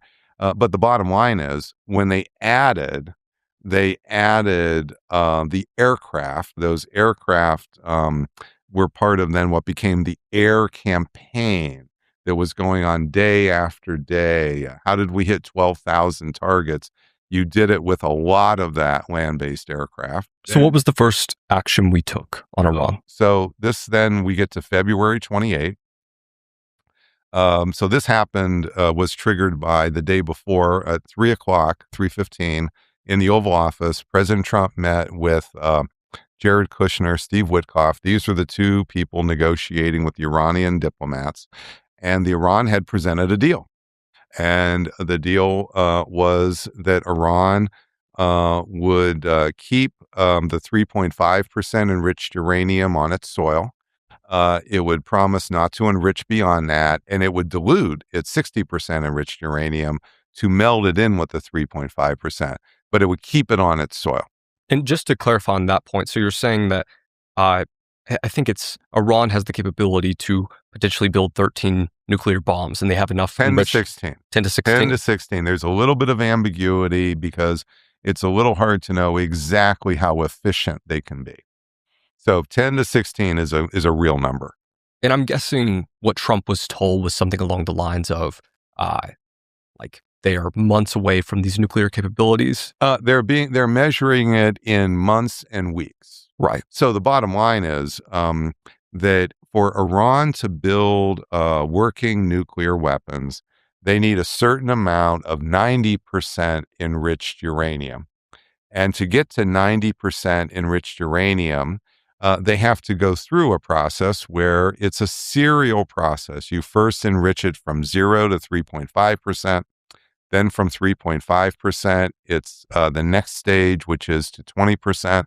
Then the next stage is to 60%. Then the next stage is to 90%. And at each stage, you can measure the time it takes. It takes about 3 months at each stage. So it's the last stage goes a little quicker, but the bottom line is it's about a year to go from uranium ore in the ground to the material for a bomb. Whether you're going to have material for 1 bomb, 20 bombs, it's that time is very, very predictable. So we then can measure this by knowing how far Iran is from a working nuclear weapon. Now, once they have the 90%, it's important to know that it's going to take probably somewhere between 3 months, 6 months, 9 months for them to fashion it into a working weapon. Were they at 90%? They were 60. They were at 60. So they were about 5 or 6 weeks away from finishing it to get to 90%. That's when we bombed last June. So when we bombed last June, they were at 60%, and they could have, we don't know if they were doing it, but they could have gotten to 90% easily within 2 months, within 6 weeks. So they were only a few weeks away from the 90%, but that's not quite means it's a bomb, because you have to then fashion that material into a working weapon. That does not take years and years. This is World War II technology. This is metallurgy coming out of a metal shop. You don't need the fancy stuff that we do, that we developed in the 50s and 60s with bombs that have yields much bigger than Hiroshima and Nagasaki. So when we're measuring this, we're measuring their ability to do a Hiroshima or Nagasaki, which, by the way, is pretty awful. So once you have that, the rest of it becomes when I teach this, the students become much less interested in how to build a hydrogen bomb because the Hiroshima bomb is already so bad. Dumb question here. If you blow up like enriched uranium at 90%, does nothing happen? No, yes, that's right. So in order to, so I'll give you a mini version of this lecture here. So one of the key things to know about an atomic bomb is people are often think that an atomic bomb is all about the complicated way to trigger an atomic bomb to go off. What they don't realize is that when you're working with this enriched uranium, it is already unstable. And so what you're doing with the enriched uranium is you're increasing it to 90% so that the instability of each atom, an electron of one atom comes off and bounces into another atom or causing another atom to lose an electron. And then you end up having a chain reaction so that it geometrically occurs quickly, like in a 500th of a second. And what you're doing then is it's a function of whether that material is all together. So it If I have essentially looks 90%, if I literally had 90% enriched uranium in this cup here, okay, and it's actually going to be bigger than, I don't see a gallon jug, but if I had a gallon jug of it, it would go off right in the jug. Okay, so you need to store it in ways that the atoms and the electrons don't bounce into each other all the time at what's called a critical mass. Right. And the critical mass of uranium-235 is 40 pounds. So that's a gallon jug here. So if you bring 40 pounds of uranium-235 together, even if it's just piled up right here on this table, you're going to get a chain reaction. A nuclear explosion is going to occur right in front of us. What an atomic bomb does, what the weapon does, is keep the pieces of that far enough apart, it doesn't go off. And then it brings it together when you want it to. It looks like a gun shooting at another one. Yep. And what the gun is doing is you take that 40 pounds, and so I'll use this as an example. Okay, you have an artillery tube here, and this is the snout of the gun, and you build it's a cylinder that has a hollow middle, and that hollow middle then is the bullet that's on this end of the gun. So how do you make the gun type? This was the Fat Man that did Hiroshima. How do you make it go off? You literally just have some gunpowder. You just hit it just like an artillery tube. That ignites the gunpowder. It shoots the bullet, but the bullet is the uranium-235 now. And in the 1/5000th of a second that there is a fit between the two parts of the metal here, boom, that's what causes it to go off. And that's why when you drop these things here, the odds of them going off are actually quite remote, because usually if you drop one of these bombs, the pieces go the other way. I do want to just clarify. So if they have enriched uranium at 90% and you blow that up, does that blow up bigger? It goes out. The problem is that there will be it'll be like it's called a radiological bomb. You'll have some pollution. So it's not benign. If you blow it up and you scatter it here, you end up with these radioactive particles. It's not a bomb, so it's not as bad as a bomb. It's usually called a fizzle or something like that. But it is going to cause pollution. So this is why the idea that we would just go in and keep, like, say, bombing the area over and over and over again. No, somebody is going to probably just excavate this stuff out. The Iranians may have already done that already, but you're not going to be satisfied by just keep bombing it. It's because even if you tried to really create this, you're going to leave so much pollution for it to then waft around. Bad things are going to happen. This is just not a realistic approach. The realistic approach here is to go after this stuff is either the Iranians voluntarily give it to us, or we physically take it from them in an actual fight where we're going to use military force to go get it. There's not an alternative here. We've probably even thought about, using like attack nuke to try to take it out. And the problem is attack nuke creates all the radiation. So all the ways you would think about trying to encase this in some way are just not satisfactory here. Because the means like a tactical nuclear weapon, well, that's just another way in which the radiation is going to come wafting back. Yes, you'll eliminate one problem, but you'll create another problem. So it seems to me that Iran wasn't weeks away from building a bomb. Would you say that's true? I think most likely 6 months at the fastest, I would say. Most likely 6 months to 9 months is a more realistic. They hadn't tested one before, so they still have to go through the trouble of doing everything for the first time. They would need another month, probably 6 weeks, to have gone from 60% to 90%. Then they need another 6 months after that to confidently go to weaponizing the parts of the bomb. So that's why I say it's 6, 7 months, 9 months, but not 2, 3 years, not 5 years, not 7 years.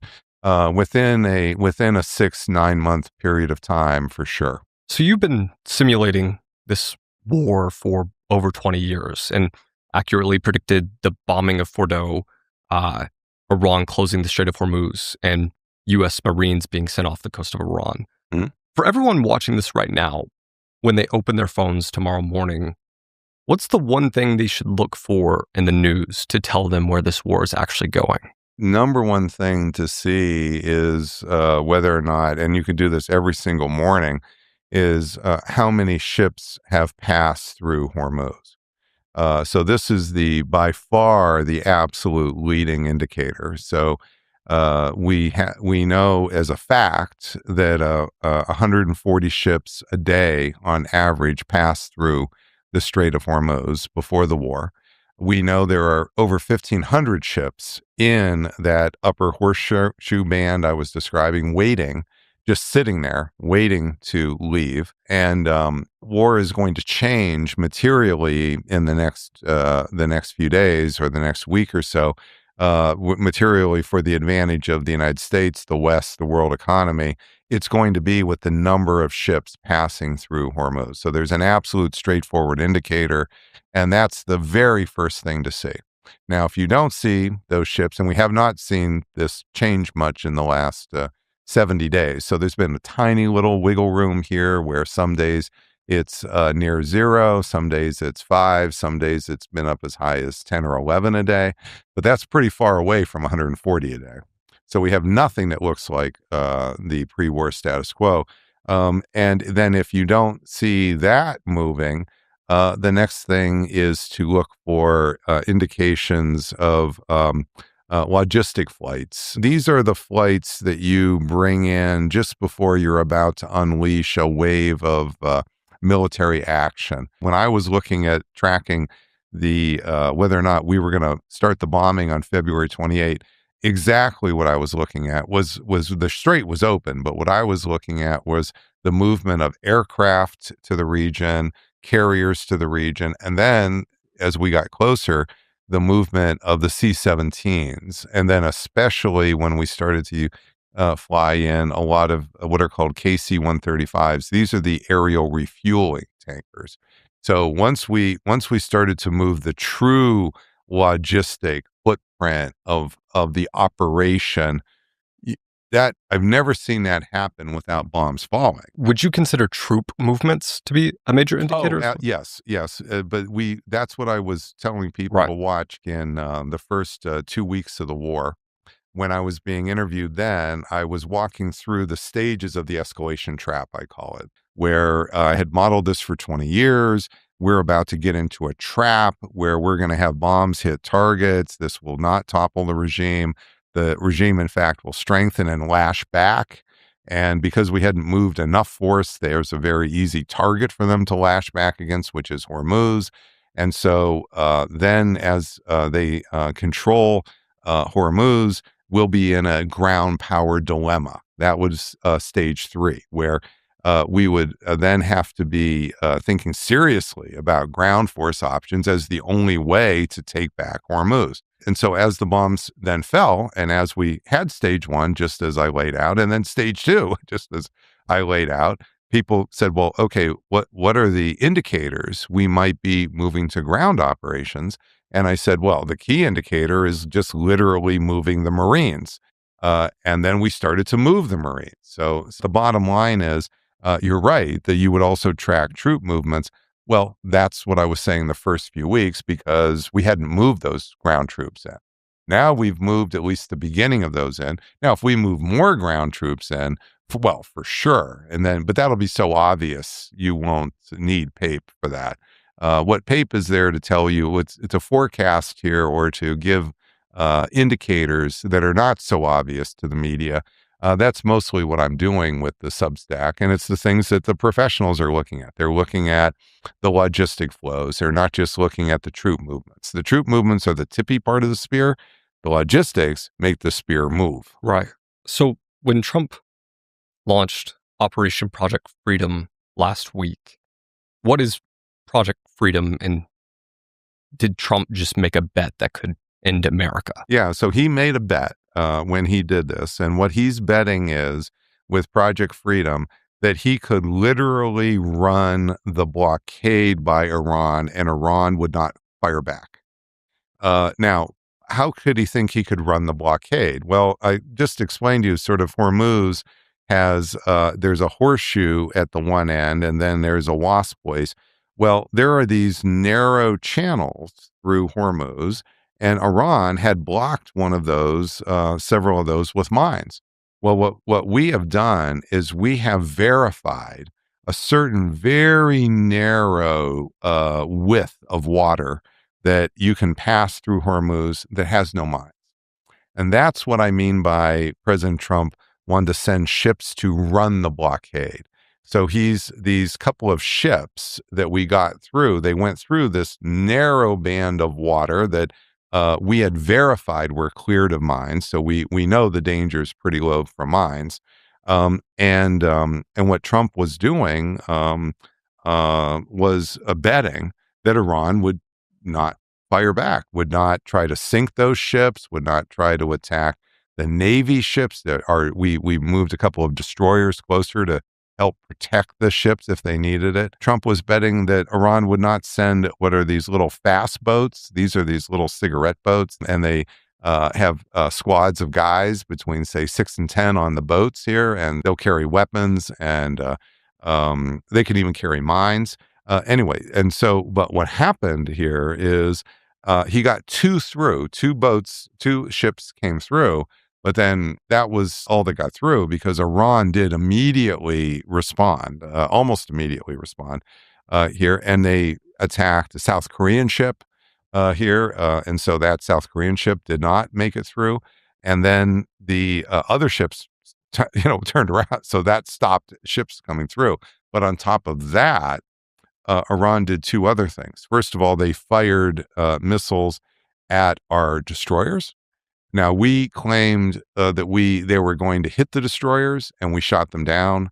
Iran claimed they were warning shots and not meant to hit the destroyers. But the bottom line is, they were near enough to our destroyers that's a real threat here. So Trump lost the bet right there. The idea, I mean, it's one thing you could say, well, he didn't lose the bet because it was only a South Korean ship. Once there's fire against our U.S. ships, he lost the bet right there. Was there any scenario in which he would have won that bet? Oh, sure. The Iran would have not fired. Iran would have just stepped down. Iran would have been intimidated. Or you could maybe imagine China would tell Iran that it had had enough, and China would tell Iran to let the ships pass. Or you could imagine Russia would tell Iran to let the ships pass. I don't know what was making the Trump or the White House confident they could actually run this blockade. It's a real risk, and it's a bet that Trump was never likely to win, in my estimation. But then on top of that, there's a third thing that happened, which is Iran attacked an oil facility that was actually a UAE oil facility on the other side of the Strait of Hormuz, which was in this Gulf of Oman. That's a little further out on the southeastern part of Hormuz. And that was at this area called Fujairah, which was the tail end of a pipeline that the UAE had. That's a working pipeline, which is the only oil coming from the UAE that was getting out, was going and bypassing the Strait of Hormuz altogether and coming out at Fujairah and then getting into the Gulf of Oman and then going on its merry way. Well, when Iran hit Fujairah, that scared everybody. That's when the oil prices went up to 115 or whatever it was. They jumped again, because right away, that makes it absolutely clear that Iran is going to gain more control of the Strait of Hormuz oil. It had already gotten about 75% control of the oil, maybe 80%. But then now it's starting to take away the pipelines. Hadn't done that before. It let those pipelines alone. And the UAE is one pipeline. Saudi Arabia had a bigger pipe. So this is putting at risk the final little bits of oil that were getting out from the Persian Gulf. The Saudis called up and said, "We don't want anything to do with this," and to the White House, and then also Kuwait. And so that's when President Trump pulled the plug on his own plan within 24 hours of having started this whole plan. It was a disaster. I think they're still trying to start it back up, but what you're seeing, Jack, is this is what's underneath these skirmishes, where you're now getting almost every day some shooting going back and forth between the Iranians and the American Navy, and it's over. You coerce Iran to stand down, Iran voluntarily stands down, or you take the coastal region and prevent Iran from attacking those ships. There's not a third way. So Trump lost the bet. If America loses that bet under pretty much every scenario, Yep. except minority few, like, why did Trump take this bet at all? Well, notice this is now the third time he's taken a bet. So on February 28th, he started what he said was supposed to be just a 2 or 3 day air campaign that's going to, in his mind, cause the current regime to completely collapse. And it's then going to be replaced by some pro-democracy movement, which he's opening the gateway for, is the way that he's describing it. Well, that failed. It failed, Jack, because what happened is the bombs hit their targets. The leaders were killed that were targeted, but instead of the regime collapsing, the politics of the regime just brought the regime even closer together and made it even more aggressive. What we call the regime in Iran, you can think of it as a 3-part regime. You can think of it as the original supreme leader, who we then killed, but the original leader was a cleric, a religious man, and he was at the top. But then he was over the military. That's the Islamic Revolutionary Guards. And then he was also over the political leaders, like, say, the parliament or the president or the foreign minister. So that's a 3-part regime. And what happened when we killed the supreme leader, the new supreme leader was elevated essentially from the Revolutionary Guards.